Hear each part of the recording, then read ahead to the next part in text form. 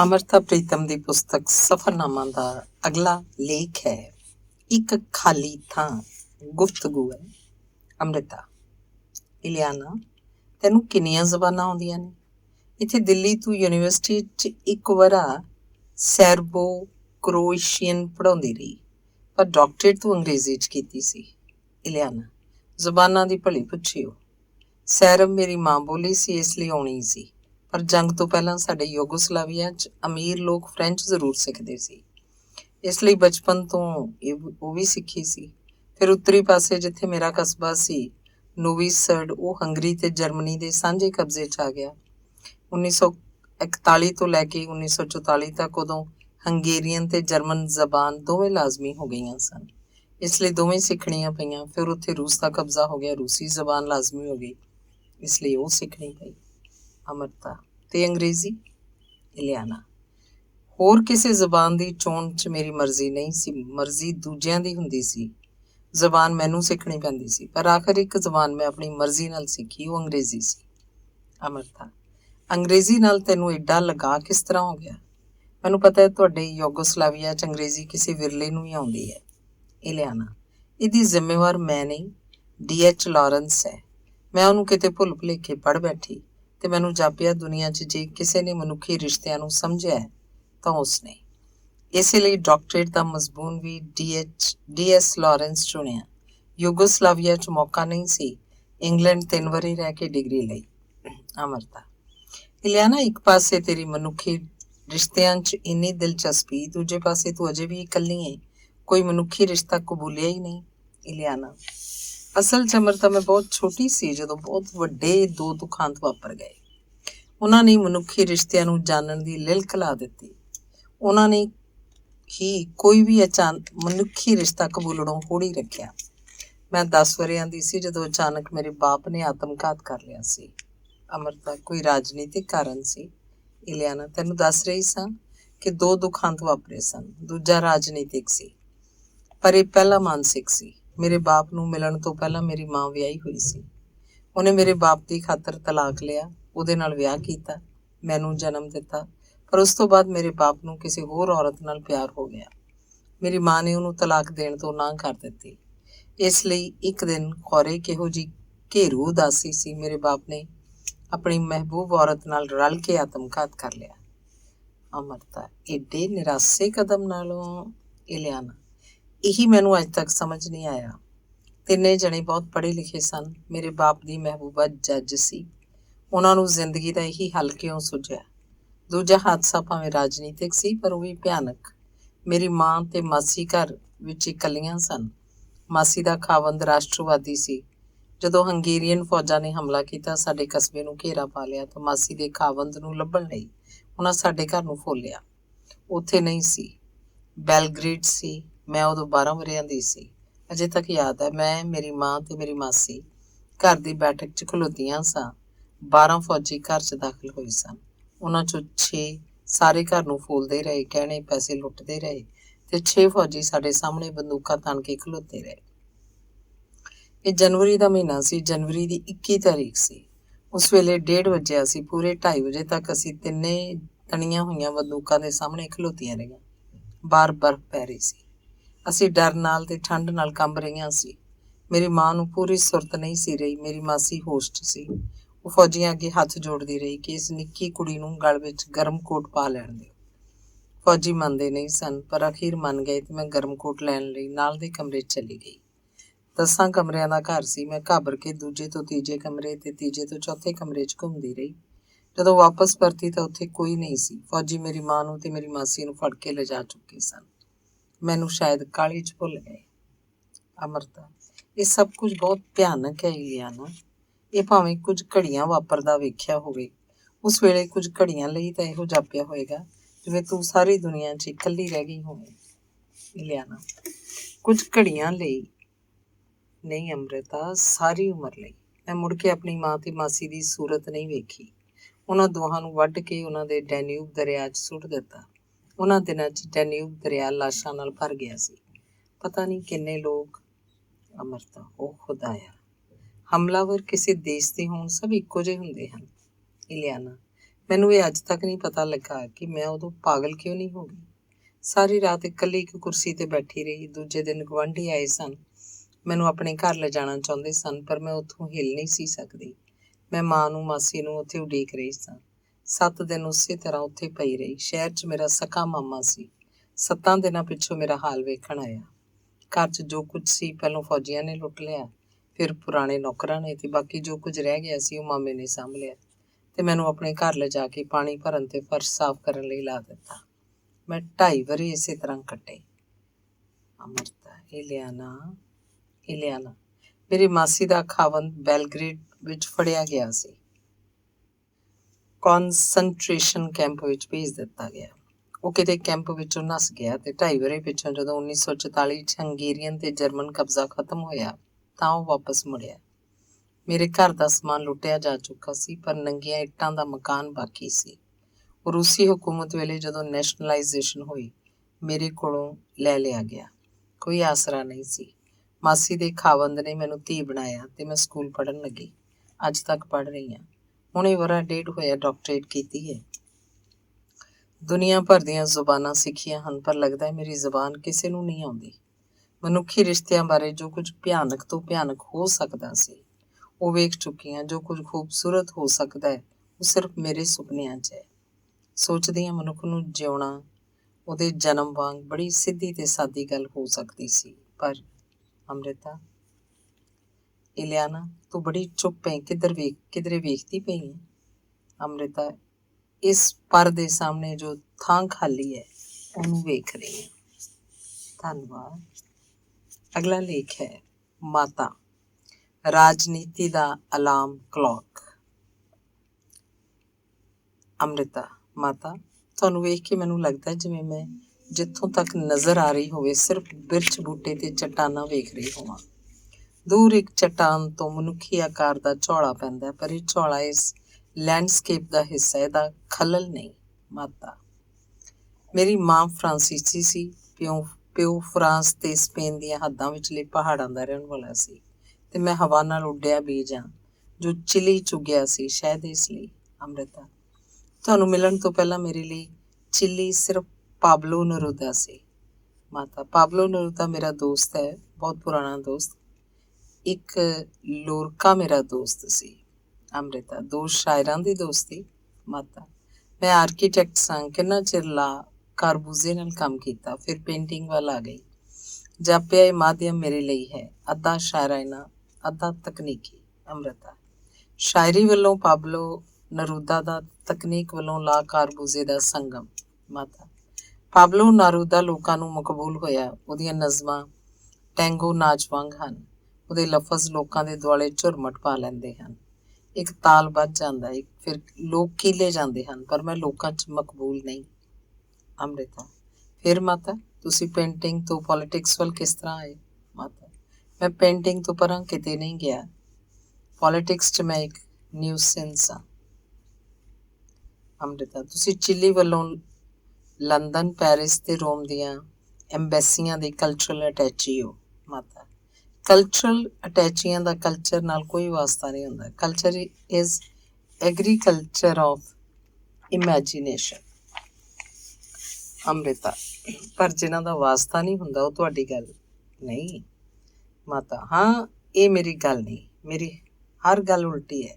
ਹੋਰ ਸਾਰੇ ਲੋਕ ਆਪਣੇ ਦੇਸ਼ ਦੇ ਕਲਚਰ ਦਾ ਦੂਜੇ ਦੇਸ਼ਾਂ 'ਚ ਵਖਾਲਾ ਪਾਉਂਦੇ ਹਨ, ਮੈਂ ਅਸਲੋਂ ਉਲਟੀ ਗੱਲ ਕਰਦਾ। ਜਿਹੜੇ ਦੇਸ਼ ਜਾਂਦਾ ਉੱਥੋਂ ਦੇ ਜਵਾਨ ਕਲਾਕਾਰਾਂ ਦੇ ਕੰਮ ਖਰੀਦ ਕੇ ਆਪਣੇ ਦੇਸ਼ ਲੈ ਜਾਂਦਾ ਤਾਂ ਕਿ ਮੇਰੇ ਚਿੱਲੀ ਦੇ ਨੌਜਵਾਨ ਕੁਝ ਸਿੱਖ ਸਕਣ। ਅਸਲ 'ਚ ਤਵਾਰੀਖ ਸਾਡੇ ਦੁਆਲੇ ਘੁੰਮ ਰਹੀ ਹੈ। ਸਮਾਜੀ ਤੇ ਆਰਥਿਕ ਤੱਤ ਸਾਨੂੰ ਅੱਖੀਂ ਨਹੀਂ ਦਿਸਦੇ, ਅਸੀਂ ਸਿਰਫ ਉਹਨਾਂ ਦੇ ਧਮਾਕੇ ਸੁਣਦੇ ਹਾਂ। ਮੈਂ ਬਾਹਰੀ ਘਟਨਾਵਾਂ ਨੂੰ ਨਹੀਂ ਪਕੜਨਾ ਚਾਹੁੰਦਾ, ਵਾਵਰੋਲਿਆਂ ਦੇ ਤੂਫਾਨਾਂ ਦੀ ਅੰਦਰਲੀ ਅੱਖ ਨੂੰ ਪਕੜਨਾ ਚਾਹੁੰਦਾ। ਇਸੇ ਲਈ ਰਾਜਨੀਤੀ ਵਿੱਚ ਹਾਂ। ਉਂਝ ਤਾਂ ਰਾਜਨੀਤੀ ਲੋਕਾਂ ਦੀ ਪ੍ਰਤੀਨਿਧਤਾ ਨਹੀਂ ਕਰਦੀ, ਸਿਰਫ ਇੱਕ ਆਫਿਸ ਦੀ ਪ੍ਰਤੀਨਿਧਤਾ ਕਰਦੀ ਹੈ, ਪਰ ਮੈਂ ਇਹਦੀਆਂ ਤਹਿਾਂ 'ਚ ਪੈਰ ਰੱਖ ਕੇ ਖਲੋਤਾ ਹੋਇਆ। ਅੰਮ੍ਰਿਤਾ, ਸਿਰਫ ਖਲੋਤੇ ਹੋਏ। ਮਾਤਾ, ਬੈਠ ਨਹੀਂ ਸਕਦਾ, ਕਿਤੇ ਵੀ ਬੈਠ ਨਹੀਂ ਸਕਦਾ। ਪਾਬਲੋ ਨਰੂਦਾ ਜਦੋਂ ਫਰਾਂਸ 'ਚ ਐਂਬੈਸਡਰ ਸੀ, ਉਹਨੇ ਮੈਨੂੰ ਉਤਾਰ ਦਿੱਤੀ ਸੀ ਕਿ ਮੈਂ ਕਲਚਰਲ ਅਟੈਚੀ ਦੀ ਥਾਂ ਸੰਭਾਲਾਂ। ਮੈਂ ਉਹਨੂੰ ਵਾਪਸੀ ਤਾਰ ਦਿੱਤੀ ਕਿ ਮੈਂ ਇੱਕ ਸ਼ਰਤ ਤੇ ਆਵਾਂਗਾ ਕਿ ਫਰਾਂਸ ਦੇ ਪ੍ਰੈਜ਼ੀਡੈਂਟ ਨਾਲ ਕਦੇ ਹੱਥ ਨਹੀਂ ਮਿਲਾਵਾਂਗਾ। ਤਾਰ ਦਫ਼ਤਰ 'ਚ ਆਫੀਸ਼ੀਅਲੀ ਪਹੁੰਚੀ ਸੀ। ਪਾਬਲੋ ਨਰੂਦਾ ਨੂੰ ਵਕਤ ਪੈ ਗਿਆ। ਅੰਮ੍ਰਿਤਾ, ਫਿਰ ਵੀ ਤੁਹਾਡੇ ਜੇ ਖਤਰਨਾਕ ਆਦਮੀ ਨੂੰ ਉਹਨਾਂ ਚੁਣ ਲਿਆ। ਮਾਤਾ, they need me and they are afraid of me. ਕਲਾਕਾਰ ਇਨਸਾਨ ਅੰਦਰਲੇ ਵੱਡੇ ਇਨਸਾਨ ਨੂੰ ਜਗਾ ਦਿੰਦਾ ਹੈ, ਇਸ ਲਈ ਉਹ ਖਤਰਨਾਕ ਹੁੰਦਾ ਹੈ। ਉਹ ਇਸੇ ਗੱਲ ਤੋਂ ਡਰਦੇ ਹਨ। ਮੈਂ ਉਹਨਾਂ ਦਾ ਅਲਾਰਮ ਕਲੌਕ ਹਾਂ। ਮੈਂ ਲੋਕਾਂ ਦਾ ਦਰਦ ਵੇਖਿਆ, ਕੰਸਨਟ੍ਰੇਸ਼ਨ ਕੈਂਪ ਜਾਣੇ ਹਨ। ਇਹ ਤਵਾਰੀਖ ਦਾ ਨਕਸ਼ਾ ਹੈ। ਮੁਲਕਾਂ ਦੇ ਨਕਸ਼ੇ ਬੱਦਲਾਂ ਵਾਂਗ ਬਦਲਦੇ ਹਨ, ਦਰਿਆਵਾਂ ਵਾਂਗ ਭਰਦੇ ਹਨ ਤੇ ਨਦੀਆਂ ਵਾਂਗ ਸੁੱਕਦੇ ਹਨ। ਅੰਮ੍ਰਿਤਾ, ਸੋ ਮੈਂ ਠੀਕ ਸਾਂ ਜਦੋਂ ਆਖਿਆ ਸੀ ਕਿ ਤੁਹਾਨੂੰ ਵੇਖ ਕੇ ਮੈਨੂੰ ਇੰਝ ਲੱਗਦਾ ਜਿਵੇਂ ਮੈਂ ਦੂਰ ਦੂਰ ਤੱਕ ਸਿਰਫ ਬਿਰਛ ਬੂਟੇ ਤੇ ਚੱਟਾਨਾਂ ਵੇਖ ਰਹੀ ਹੋਵਾਂ। ਮਾਤਾ, ਇਹ ਤਵਾਰੀਖ ਦਾ ਨਕਸ਼ਾ ਹੈ। ਲੋਕ ਤਵਾਰੀਖ ਨੂੰ ਹਾਦਸਿਆਂ ਤੇ ਲਫ਼ਜ਼ਾਂ ਨਾਲ ਮਿਣਦੇ ਹਨ, ਪਰ ਇਹ ਕਦੇ ਵੀ ਹਾਦਸਿਆਂ ਦੀ ਗਿਣਤੀ ਨਾਲ ਨਹੀਂ ਮਿਣੀ ਜਾ ਸਕਦੇ। ਹਿੰਦੁਸਤਾਨ 'ਚ ਇੱਕ ਗਾਂਧੀ ਸੀ, ਫਿਰ ਨਹਿਰੂ ਸੀ, ਫਿਰ ਇੰਦਰਾ। ਇਹ ਬਾਹਰੀ ਘਟਨਾਵਾਂ ਹਨ। ਇਹਨਾਂ ਘਟਨਾਵਾਂ ਦੇ ਵਿਚਕਾਰ ਜੋ ਕੁਝ ਵੀ ਹੈ ਜੋ ਦਿਸਦਾ ਨਹੀਂ, ਮੇਰੀ ਨਜ਼ਰ ਸਿਰਫ ਉੱਥੇ ਹੈ। ਮੈਂ ਲੋਕਾਂ ਦੀ ਉਹ ਜਦੋਜਹਿਦ ਜਾਣਦਾ ਤੇ ਪੇਂਟ ਕਰਦਾ ਜਿਨ੍ਹਾਂ ਦੇ ਹੱਥਾਂ ਵਿੱਚ ਕੋਈ ਝੰਡਾ ਨਹੀਂ। ਮੇਰੇ ਮੁਲਕ 'ਚ ਹੜਤਾਲਾਂ ਹੁੰਦੀਆਂ ਹਨ, ਬਾਹਰੋਂ ਜਾਪਦਾ ਹੈ ਇਹ ਲੋਕਾਂ ਦੀ ਜਦੋਜਹਿਦ ਹੈ, ਪਰ ਮੈਂ ਜਾਣਦਾ ਇਹ ਸਾਮਰਾਜੀ ਤਾਕਤਾਂ ਦੀ ਨੁਮਾਇਸ਼ ਹੈ। ਇਹ ਤਾਕਤਾਂ ਲੋਕਾਂ ਨੂੰ ਪੈਸੇ ਦਿੰਦੀਆਂ ਹਨ ਕਿ ਉਹ ਹੜਤਾਲਾਂ ਨੂੰ ਜਾਰੀ ਰੱਖਣ, ਤੇ ਮੈਂ ਫਾਸਿਜ਼ਮ ਤੋਂ ਲੈ ਕੇ ਹੁਣ ਤੱਕ ਸਿਰਫ ਲੋਕਾਂ ਨੂੰ ਪੇਂਟ ਕੀਤਾ ਹੈ, ਉਹਨਾਂ ਦੀ ਉਸ ਜਦੋਜਹਿਦ ਨੂੰ ਜੋ ਬਾਹਰੀ ਘਟਨਾਵਾਂ ਤੋਂ ਕਿਤੇ ਦੂਰ ਹੈ, ਦਿਸਦੀ ਨਹੀਂ। ਤੈਨੂੰ ਇੱਕ ਗੱਲ ਸੁਣਾਵਾਂ। ਤੈਨੂੰ ਦੱਸਿਆ ਸੀ ਨਾ ਕਿ ਪੋਲੀਟਿਕਸ ਨਾਲ ਮੇਰਾ ਐਡਲਟਰੇਟ ਰਿਸ਼ਤਾ ਹੈ। ਅੰਮ੍ਰਿਤਾ, ਮੇਰੇ ਲਈ ਇਹ ਪਹਿਲਾ ਵਕਤ ਹੈ ਕਿ ਕਿਸੇ ਪੋਲੀਟੀਸ਼ੀਅਨ ਕੋਲੋਂ ਪੋਲੀਟਿਕਸ ਨਾਲ ਐਡਲਟਰੇਟ ਰਿਸ਼ਤੇ ਦੀ ਗੱਲ ਸੁਣ ਰਹੀ ਹਾਂ। ਮਾਤਾ, ਸਾਮਰਾਜੀਆਂ ਦੀ ਇੱਕ ਸੰਸਥਾ ਨੇ ਚਿਲੀ ਦੀ ਰਾਜਧਾਨੀ 'ਚ ਇੱਕ ਸੈਮੀਨਾਰ ਕੀਤਾ, ਉਕਟਾਂਡ ਨੇ। ਇਹ ਸੈਮੀਨਾਰ ਅੰਡਰ ਡਿਵੈਲਪ ਮੁਲਕਾਂ ਦੀ ਬਿਹਤਰੀ ਲਈ ਸੀ। ਮੈਨੂੰ ਉਹਨਾਂ ਇੱਕ ਪੇਂਟਿੰਗ ਬਣਾਉਣ ਲਈ ਆਖਿਆ, ਇੱਕ ਨਹੀਂ ਦੋ, ਜੋ ਉਹਨਾਂ ਵੱਡੇ ਹਾਲ 'ਚ ਸਜਾਣੀਆਂ ਸਨ। ਮੈਂ ਬਣਾਈਆਂ। ਇੱਕ ਪੇਂਟਿੰਗ ਬਹੁਤ ਵੱਡੀ ਸੀ, 10 ਮੀਟਰ ਲੰਬੀ। ਉਹਨਾਂ ਕੰਧ ਉੱਤੇ ਸਜਾ ਦਿੱਤੀ। ਫਿਰ ਧਿਆਨ ਨਾਲ ਵੇਖਿਆ ਤਾਂ ਉਹਦੇ ਵਿੱਚ ਪੇਂਟ ਕੀਤਾ ਹੋਇਆ ਸੀ, ਬੀਵੇਅਰ ਆਫ ਦਾ ਡਿਵੈਲਪਰਸ। ਅੰਮ੍ਰਿਤਾ, ਜੀ ਕਰਦਾ ਦੁਨੀਆ ਦੇ ਕਰੋੜਾਂ ਲੋਕਾਂ ਵੱਲੋਂ ਤੁਹਾਨੂੰ ਸਲਾਮ ਆਖਾਂ। ਮਾਤਾ, ਤੇ ਦੂਸਰੀ ਪੇਂਟਿੰਗ ਨੂੰ ਜਦੋਂ ਉਹਨਾਂ ਗੌਰ ਨਾਲ ਵੇਖਿਆ, ਉਹਦੇ ਵਿੱਚ ਲਿਖਿਆ ਹੋਇਆ ਸੀ, ਆਓ ਆਪਣੇ ਅੰਦਰ ਗੁਰੀਲੇ ਜਗਾਈਏ, ਤੇ ਉਹ ਘਬਰਾ ਗਏ। ਦੋਵੇਂ ਪੇਂਟਿੰਗਸ ਕੰਧਾਂ ਉੱਤੇ ਲੱਗ ਚੁੱਕੀਆਂ ਸਨ। ਸੈਮੀਨਾਰ ਦੇ ਖੁੱਲ੍ਹਣ ਦਾ ਵੇਲਾ ਹੋ ਚੁੱਕਿਆ ਸੀ, ਸੋ ਉਹਨਾਂ ਨੇ ਦੋਵੇਂ ਤਸਵੀਰਾਂ ਚਾਦਰਾਂ ਨਾਲ ਢੱਕ ਦਿੱਤੀਆਂ। ਸੈਮੀਨਾਰ 2 ਹਫ਼ਤੇ ਰਿਹਾ ਸੀ। ਮੇਰੀਆਂ ਪੇਂਟਿੰਗਸ 2 ਹਫ਼ਤੇ ਚਾਦਰਾਂ ਨਾਲ ਢਕੀਆਂ ਰਹੀਆਂ। ਅੰਮ੍ਰਿਤਾ, ਸਿਰਫ 2 ਹਫ਼ਤੇ? ਪਰ ਤਵਾਰੀਖ ਦੇ ਕਰੋੜਾਂ ਵਰ੍ਹਿਆਂ ਵਿੱਚ 2 ਹਫ਼ਤੇ ਕੀ ਅਰਥ ਰੱਖਦੇ ਹਨ? ਮਾਤਾ, ਤੁਹਾਡੀਆਂ ਇਹਨਾਂ ਪੇਂਟਿੰਗਸ ਨੂੰ ਹਰ ਮੁਲਕ ਦੀ ਦੀਵਾਰ ਉਡੀਕ ਰਹੀ ਹੈ। ਧੰਨਵਾਦ। ਅਗਲਾ ਲੇਖ ਹੈ ਬਿਰਹਾ ਦਾ ਸੁਲਤਾਨ। ਦਮੋਦਰ ਕਵੀ ਦੇ ਕਹਿਣ ਮੁਤਾਬਕ ਝੰਗ ਸਿਆਲਾਂ ਦੀ ਹੀਰ ਜਦੋਂ ਜੰਮੀ ਸੀ, ਦਾਈ ਨੇ ਉਹਨੂੰ ਗੁੜ ਜਾਂ ਸ਼ਹਿਦ ਚਟਾਉਣ ਦੀ ਥਾਵੇਂ ਇਸ਼ਕ ਦੀ ਘੁੱਟੀ ਦਿੱਤੀ ਸੀ। ਤੇ ਇਹ ਵੀ ਇੱਕ ਸੱਚੀ ਗੱਲ ਹੈ ਕਿ ਬੜੇ ਪਿੰਡ ਲੋਟੀਆਂ ਦਾ ਸ਼ਿਵ ਕੁਮਾਰ ਜਦੋਂ ਜੰਮਿਆ ਤਾਂ ਵਿਸਾਖੀ ਵਾਲੇ ਦਿਨ ਉਹਦੀ ਮਾਂ ਨੇ ਅੱਗ ਦੀ ਨਦੀ 'ਚੋਂ ਪਾਣੀ ਲਿਆ ਕੇ ਆਪਣੇ ਪੁੱਤਰ ਨੂੰ ਚਖਾਇਆ। ਇਹ ਬਸੰਤਰ ਨਦੀ ਇਸ ਪਿੰਡ ਦੀ ਵੱਖੀ 'ਚ ਵਗਦੀ ਹੈ। ਦਮੋਦਰ ਕਵੀ ਦੇ ਕਹਿਣ ਮੁਤਾਬਕ ਰਾਂਝਾ ਜਦੋਂ ਨਿੱਕਾ ਹੁੰਦਾ ਸੀ, 5 ਪੀਰਾਂ ਨੇ ਉਹਨੂੰ ਸੁਪਨੇ 'ਚ ਹੀਰ ਦੀ ਸੂਰਤ ਵਿਖਾ ਦਿੱਤੀ ਸੀ। ਇਹ 5 ਪੀਰ ਪਤਾ ਨਹੀਂ ਕਿਉਂ ਇਹੋ ਜਿਹਾ ਕਰਮ ਕਮਾਉਂਦੇ ਹਨ। ਹੀਰਾਂ ਤੇ ਰਾਂਝਿਆਂ ਵਰਗੀਆਂ ਕਈ ਜਿੰਦਾਂ ਇਹਨਾਂ ਦੇ ਕਰਮ ਤੋਂ ਕੁਰਬਾਨ ਹੋ ਜਾਂਦੀਆਂ ਹਨ। ਸ਼ਿਵ ਕੁਮਾਰ ਵੀ 5 ਪੀਰਾਂ ਦੀ ਇਸ ਕਰਾਮਾਤ ਤੋਂ ਕੁਰਬਾਨ ਹੋਣ ਵਾਲਾ ਇੱਕ ਆਸ਼ਿਕ ਸੀ। ਨਿੱਕਾ ਜਿਹਾ ਹੁੰਦਾ ਹੀ ਨਦੀ ਦੇ ਕੰਢੇ ਉੱਤੇ ਉੱਗੇ ਹੋਏ ਕਾਈਆਂ ਦੇ ਬੂਟਿਆਂ 'ਚ ਕੱਕੜੀ ਦੇ ਫੰਬੇ ਉਡਾਉਂਦਾ ਸਾਰਾ ਦਿਨ ਉਸ ਕੁੜੀ ਨੂੰ ਲੱਭਦਾ ਰਹਿੰਦਾ ਸੀ, ਜਿਹੜੀ ਕੁੜੀ ਰਾਤੀ ਸੁਪਨੇ 'ਚ ਉਹਨੂੰ ਦਿਸਦੀ ਹੁੰਦੀ ਸੀ। ਪਿੰਡ ਦੀਆਂ ਕੁੜੀਆਂ ਜਦੋਂ ਮਟਕ ਕੇ ਸ਼ਿਵ ਦੇ ਕੋਲੋਂ ਲੰਘਦੀਆਂ, ਉਹਨਾਂ ਦੇ ਤੇੜ ਚੂੜੀਦਾਰ ਪਜਾਮੇ ਹੁੰਦੇ, ਗਲ ਤਰੀਜਾਂ ਵਾਲੇ ਝੱਗੇ ਤੇ ਸਿਰ ਉੱਤੇ ਪੀਂਘਾਂ ਵਾਲੀਆਂ ਚੁੰਨੀਆਂ। ਸ਼ਿਵ ਬਿਟ ਉਹਨਾਂ ਦੇ ਮੂੰਹਾਂ ਵੱਲ ਤੱਕਦਾ ਤੇ ਮਨ ਦੀ ਕੁੜੀ ਸੰਜਾਣਦਾ ਰਹਿੰਦਾ। ਨਾਈਆਂ ਦੀ ਇੱਕ ਕੁੜੀ ਕਿੱਛੀ ਆਪਣੀ ਝੋਲੀ 'ਚ ਢੇਰ ਸਾਰੀਆਂ ਠੀਕਰਾਂ ਪਾ ਲਿਆਉਂਦੀ ਸੀ। ਪਿੰਡ ਦੀਆਂ ਸਾਰੀਆਂ ਕੁੜੀਆਂ ਜਦੋਂ ਇੱਕ ਇੱਕ ਕਰਕੇ ਆਪਣੇ ਰਾਹ ਪੈ ਜਾਂਦੀਆਂ, ਕਿੱਛੀ ਪਿੱਛੇ ਖਲੋਤੀ ਰਹਿ ਜਾਂਦੀ ਤੇ ਸ਼ਿਵ ਬੁਝੇ ਹੋਏ ਦਿਨ ਨਾਲ ਕਿੱਛੀ ਦੀਆਂ ਆਂਦੀਆਂ ਹੋਈਆਂ ਠੀਕਰਾਂ ਨਾਲ ਖੇਡਣ ਲੱਗ ਪੈਂਦਾ। ਵੀਰੋ ਸ਼ਿਵ ਨਾਲੋਂ 12 ਵਰ੍ਹੇ ਵੱਡੀ ਸੀ ਤੇ ਸ਼ਿਵ ਆਪਣੇ ਮਨ 'ਚ ਕ੍ਰਿਜਦਾ ਰਹਿੰਦਾ ਸੀ ਕਿ ਆਖਰ ਰੱਬ ਨੂੰ ਇਹ ਕੀ ਸੁੱਝੀ ਸੀ ਕਿ ਵੀਰੋ ਨੂੰ ਇਸ ਦੁਨੀਆ 'ਚ 12 ਵਰ੍ਹੇ ਪਹਿਲਾਂ ਹੀ ਭੇਜ ਛੱਡਿਆ। ਬੰਸੀ ਉਹਦੇ ਹਾਣ ਦੀ ਸੀ, ਪਰ ਉਹਦੇ ਮਾਪਿਆਂ ਨੇ ਉਹਨੂੰ ਇੱਕ ਬੁੱਢੇ ਨਾਲ ਵਿਆਹ ਦਿੱਤਾ। ਕੁੜੀਆਂ ਦਾ ਪਿੰਡ 'ਚ ਹੋਰ ਵੀ ਬੜੀਆਂ ਸਨ, ਪਰ ਸ਼ਿਵ ਨੂੰ ਉਹਨਾਂ ਵਿੱਚੋਂ ਆਪਣੇ ਸੁਪਨਿਆਂ ਦੀ ਕੁੜੀ ਦਾ ਝੋਲਾ ਨਹੀਂ ਸੀ ਪੈਂਦਾ। ਭਾਵੇਂ ਉਹਦਾ ਪੂਰਾ ਮੁਹਾਂਦਰਾ ਵੀਰੋ ਨਾਲ ਨਹੀਂ ਸੀ ਮਿਲਦਾ ਤੇ ਬੰਸੀ ਨਾਲ ਵੀ ਨਹੀਂ, ਪਰ ਵੀਰੋ ਜਦੋਂ ਠੁਮਕ ਕੇ ਤੁਰਦੀ ਸੀ, ਕੱਚੀ ਮਿੱਟੀ ਉੱਤੇ ਪੈਰ ਦੀ ਜੰਜੀਰ ਟੁੱਕਦੀ ਸ਼ਿਵ ਨੂੰ ਝੂਣ ਜਾਂਦੀ ਸੀ ਤੇ ਬੰਸੀ ਜਦੋਂ ਹੱਸਦੀ ਸੀ, ਉਹਦਾ ਨਿੰਮਾ ਨਿੰਮਾ ਹਾਸਾ ਸ਼ਿਵ ਦੇ ਕੰਨਾਂ 'ਚ ਜਲੂਣ ਛੇੜ ਦਿੰਦਾ ਸੀ। ਮੀਨਾ ਸ਼ਿਵ ਦੀ ਜ਼ਿੰਦਗੀ 'ਚ ਉਹ ਪਹਿਲੀ ਕੁੜੀ ਸੀ ਜਿਹਨੂੰ ਉਹਨੇ ਬੈਜਨਾਥ ਦੇ ਮੇਲੇ 'ਚ ਵੇਖਿਆ ਤੇ ਵੇਖਦਾ ਹੀ ਰਹਿ ਗਿਆ। ਨਿਰੀ ਪੂਰੀ ਰਾਤ ਨੂੰ ਸੁਪਨੇ 'ਚ ਆਉਣ ਵਾਲੀ ਕੁੜੀ।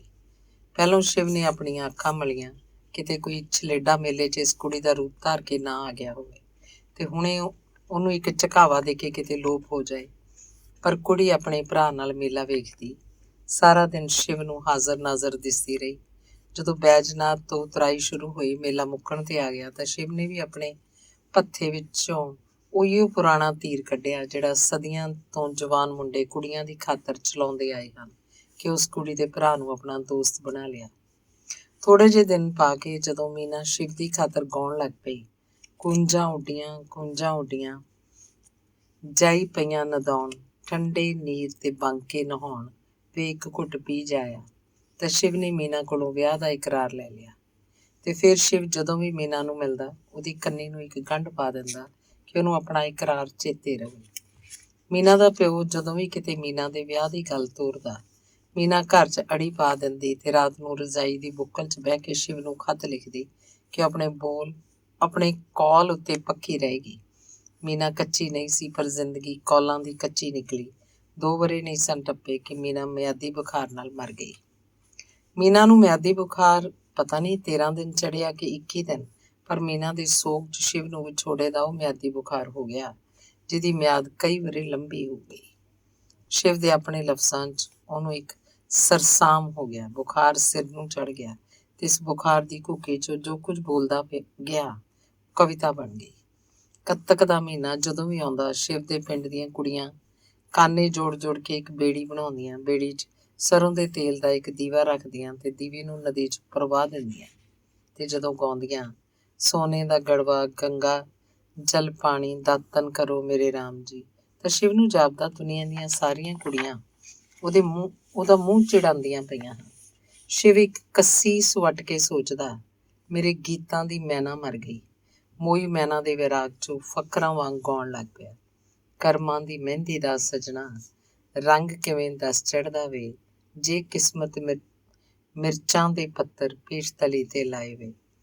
ਭੱਠੀ ਵਾਲੀਏ ਨੀ ਪੀੜਾਂ ਦਾ ਪਰਾਗਾ ਭੁੰਨਦੇ, ਤੈਨੂੰ ਦਿਆਂ ਹੰਝੂਆਂ ਦਾ ਪਾੜਾ ਨੀ ਪੀੜਾਂ ਦਾ ਪਰਾਗਾ ਭੁੰਨਦੇ। ਤੇ ਸ਼ਿਵ ਕਈ ਵਾਰੀ ਇਹੋ ਸੋਚਦਾ ਰਿਹਾ ਜਿਵੇਂ ਉਹਦਾ ਦਿਲ ਫੂੜੀ ਪਾ ਕੇ ਬੈਠਾ ਹੋਵੇ ਤੇ ਮੀਨਾ ਦੀਆਂ ਯਾਦਾਂ ਰੋਜ਼ ਮੁਕਾਣੀ ਆਉਂਦੀਆਂ ਹੋਣ। ਇਹਨਾਂ ਵਰ੍ਹਿਆਂ 'ਚੋਂ ਪੰਜਾਬ ਦਾ ਬੜਾ ਮਕਬੂਲ ਸ਼ਾਇਰ ਬਣ ਗਿਆ। ਕੁੜੀਆਂ ਤਾਂਘ ਕੇ ਉਹਨੂੰ ਮਿਲਦੀਆਂ ਤੇ ਆਪਣੀਆਂ ਕਾਪੀਆਂ ਉੱਤੇ ਉਹਦੇ ਗੀਤ ਉਤਾਰਦੀਆਂ। ਇੱਕ ਦਿਨ ਕੋਈ ਕੁੜੀ ਆਪਣੀ ਕਾਪੀ ਉੱਤੇ ਉਹਦਾ ਗੀਤ ਉਤਾਰ ਕੇ ਲੈ ਗਈ ਤੇ ਫਿਰ ਕੁਝ ਦਿਨਾਂ ਪਿੱਛੋਂ ਉਸ ਗੀਤ ਦੀ ਇੱਕ ਸਤਰ ਰੰਗ ਬਿਰੰਗੇ ਕੱਪੜੇ ਉੱਤੇ ਰੰਗ ਬਿਰੰਗੇ ਧਾਗਿਆਂ 'ਚ ਕੱਢ ਲਿਆਈ। ਸ਼ਿਵ ਨੇ ਤ੍ਰਹਿ ਕੇ ਉਸ ਕੁੜੀ ਦੇ ਹੱਥਾਂ ਵੱਲ ਵੇਖਿਆ। ਬੜੇ ਪਤਲੇ ਤੇ ਕੂਲੇ ਹੱਥ ਸਨ। ਸ਼ਿਵ ਨੇ ਡਰ ਕੇ ਆਪਣੇ ਹੱਥ ਪਿਛਾਂਹ ਕਰ ਲਏ ਕਿ ਮਤਾਂ ਉਹਦੇ ਗਮ ਨਾਲ ਝਰੀਟੇ ਹੋਏ ਹੱਥ ਉਸ ਕੁੜੀ ਦੇ ਕੂਲੇ ਹੱਥਾਂ ਨੂੰ ਨਾ ਛੋਹ ਜਾਣ। ਅਗਲੇ ਦਿਨ ਸ਼ਿਵ ਜਦੋਂ ਖੇਤਾਂ ਤੇ ਪੈਲੀਆਂ ਦੇ ਬੰਨੇ ਤੁਰਦਾ ਇੱਕ ਰੱਖ ਵਿੱਚ ਗਿਆ ਤਾਂ ਉੱਥੇ ਜੱਟਾਂ ਦੇ ਕੁਝ ਮੁੰਡੇ ਹੋਲਾਂ ਭੁੰਨਦੇ ਪਏ ਸਨ। ਧੂੰਆਂ ਬੜਾ ਗਾੜਾ ਸੀ, ਪਰ ਧੂੰਏ 'ਚ ਭੁੱਜਦੇ ਛੋਲੀਏ ਦੀ ਖੁਸ਼ਬੂ ਰਲੀ ਹੋਈ ਸੀ। ਸ਼ਿਵ ਨੂੰ ਜਾਪਿਆ ਕਿ ਉਹਦੇ ਅੰਦਰ ਚਿਰਾਂ ਤੋਂ ਜਿਹੜੀ ਇੱਕ ਧੂਣੀ ਧੁਖਦੀ ਪਈ ਸੀ, ਅੱਜ ਉਸ ਧੂਣੀ ਵਿੱਚੋਂ ਕੋਈ ਵਾਸ਼ਨਾ ਉੱਠਦੀ ਪਈ ਹੈ। ਸ਼ਿਵ ਆਪਣੇ ਅੰਦਰੋਂ ਉੱਠਦੀ ਇੱਕ ਵਾਸ਼ਨਾ ਨਾਲ ਤ੍ਰਬਕਦਾ ਵੀ ਰਿਹਾ ਤੇ ਗੁੜਕਦਾ ਵੀ ਰਿਹਾ। ਇਹਨਾਂ ਦਿਨਾਂ 'ਚ ਸ਼ਿਵ ਨੇ ਕਈ ਗੀਤ ਲਿਖੇ। ਜਿੰਦੂ ਦੇ ਬਾਗੀ ਦਰਦਾਂ ਦਾ ਬੂਟੜਾ, ਗੀਤਾਂ ਦਾ ਮਿਰਗ ਚਰੇ, ਹਿਜਰਾਂ ਦੀ ਵਾਓ ਵਗੇ ਅਧਰੈਣੀ, ਕੋਈ ਪੱਤ ਕਿਰੇ, ਉੱਡੇ ਜਾਂ ਕੋਈ ਸਾਵਾਂ ਦਾ ਪੰਛੀ, ਗੀਤਾਂ ਦਾ ਮਿਰਗ ਡਰੇ। ਸ਼ਿਵ ਖਬਰੇ ਕਿੰਨਾ ਚਿਰ ਇਸ ਅਰਧ ਚੇਤਨਾ ਦੀ ਹਾਲਤ 'ਚ ਖਲੋਤਾ ਰਹਿੰਦਾ, ਪਰ ਉਸ ਕੁੜੀ ਦੇ ਕੂਲੇ ਪੈਰਾਂ ਨੇ ਜੇਰਾ ਕਰਕੇ ਸ਼ਿਵ ਨੂੰ ਫਿਰ ਉਸ ਰਾਹ ਉੱਤੇ ਤੁਰਨ ਲਈ ਆਖਿਆ ਜਿਸ ਰਾਹ ਨੇ ਉਹਦੇ ਸੁਪਨਿਆਂ ਨਾਲ ਕਈ ਇਕਰਾਰ ਕੀਤੇ ਹੋਏ ਸਨ। ਇਹਨਾਂ ਦਿਨਾਂ 'ਚ ਸ਼ਿਵ ਨੇ ਉਹ ਗੀਤ ਲਿਖੇ ਜਿਨ੍ਹਾਂ 'ਚ ਸੱਜਣਾ ਦੇ ਸੌਫੀ ਸਾਹ ਵਿੱਚੋਂ ਉਮਰਾਂ ਦੀਆਂ ਪਤਝੜਾਂ ਜਾਮ ਭਰ ਕੇ ਪੀਂਦੀਆਂ ਸਨ। ਇਹਨਾਂ ਦਿਨਾਂ 'ਚ ਸ਼ਿਵ ਪਟਵਾਰੀ ਹੁੰਦਾ ਸੀ, ਗਰਦੌਰੀ ਕਰਦਾ ਸੀ, ਸੱਜਰੇ ਨਸਬ ਬਣਾਉਂਦਾ ਸੀ, ਸੱਜਰਾ ਕਿਸ਼ਤਵਾਰ ਤਿਆਰ ਕਰਦਾ ਸੀ ਤੇ ਖਸਰਾ ਗਰਦੌਰੀ ਦੇ ਨੰਬਰ ਦਿੰਦਾ ਸੀ। ਸ਼ਿਵ ਦੀ ਇਹ ਦੂਸਰੀ ਮਹਿਬੂਬਾ ਅਮੀਰ ਰਹਿਣੀ ਵਾਲੇ ਘਰ ਦੀ ਕੁੜੀ ਸੀ, ਇਸ ਲਈ ਸ਼ਿਵ ਆਪਣੇ ਕਿੱਤੇ ਤੋਂ ਸ਼ਰਮਾ ਗਿਆ ਤੇ ਉਹਨੇ ਪਟਵਾਰੀ ਪੁਣਾ ਛੱਡ ਦਿੱਤਾ। ਆਪਣੇ ਵੱਲੋਂ ਸ਼ਿਵ ਨੇ ਪਟਵਾਰੀ ਪੁਣਾ ਛੱਡਤਾ, ਪਰ ਕਿਸਮਤ ਨੇ ਉਹਨੂੰ ਮੁਹੱਬਤ ਦੇ ਨਵੇਂ ਪਿੰਡ 'ਚ ਲਿਜਾ ਕੇ ਸੁਪਨਿਆਂ ਦੀ ਜ਼ਮੀਨ ਕੱਚਣ ਵਾਸਤੇ ਫਿਰ ਪਟਵਾਰੀ ਲਾ ਦਿੱਤਾ। ਪਟਵਾਰੀ ਜਿਹੜਾ ਬਗਾਨੀਆਂ ਜ਼ਮੀਨਾਂ ਤੇ ਫਸਲਾਂ ਦੇ ਸੱਜਰੇ ਬਣਾਉਂਦਾ ਹੈ, ਫਿਰ ਸਾਂਭ ਰੱਖਦਾ ਹੈ, ਉਹਨਾਂ ਉੱਤੇ ਨੰਬਰ ਲਾਉਂਦਾ ਰਹਿੰਦਾ ਹੈ। ਇੱਕ ਦਿਨ ਸ਼ਿਵ ਦੀ ਇਸ ਮਹਿਬੂਬ ਕੁੜੀ ਨੇ ਚੰਬੇ ਦੀਆਂ 3 ਕਲੀਆਂ ਤੋੜ ਆਂਦੀਆਂ। 2 ਕਲੀਆਂ ਖਿੜੀਆਂ ਸਨ ਤੇ ਇੱਕ ਅਜੇ ਖਿੜੀ ਨਹੀਂ ਸੀ।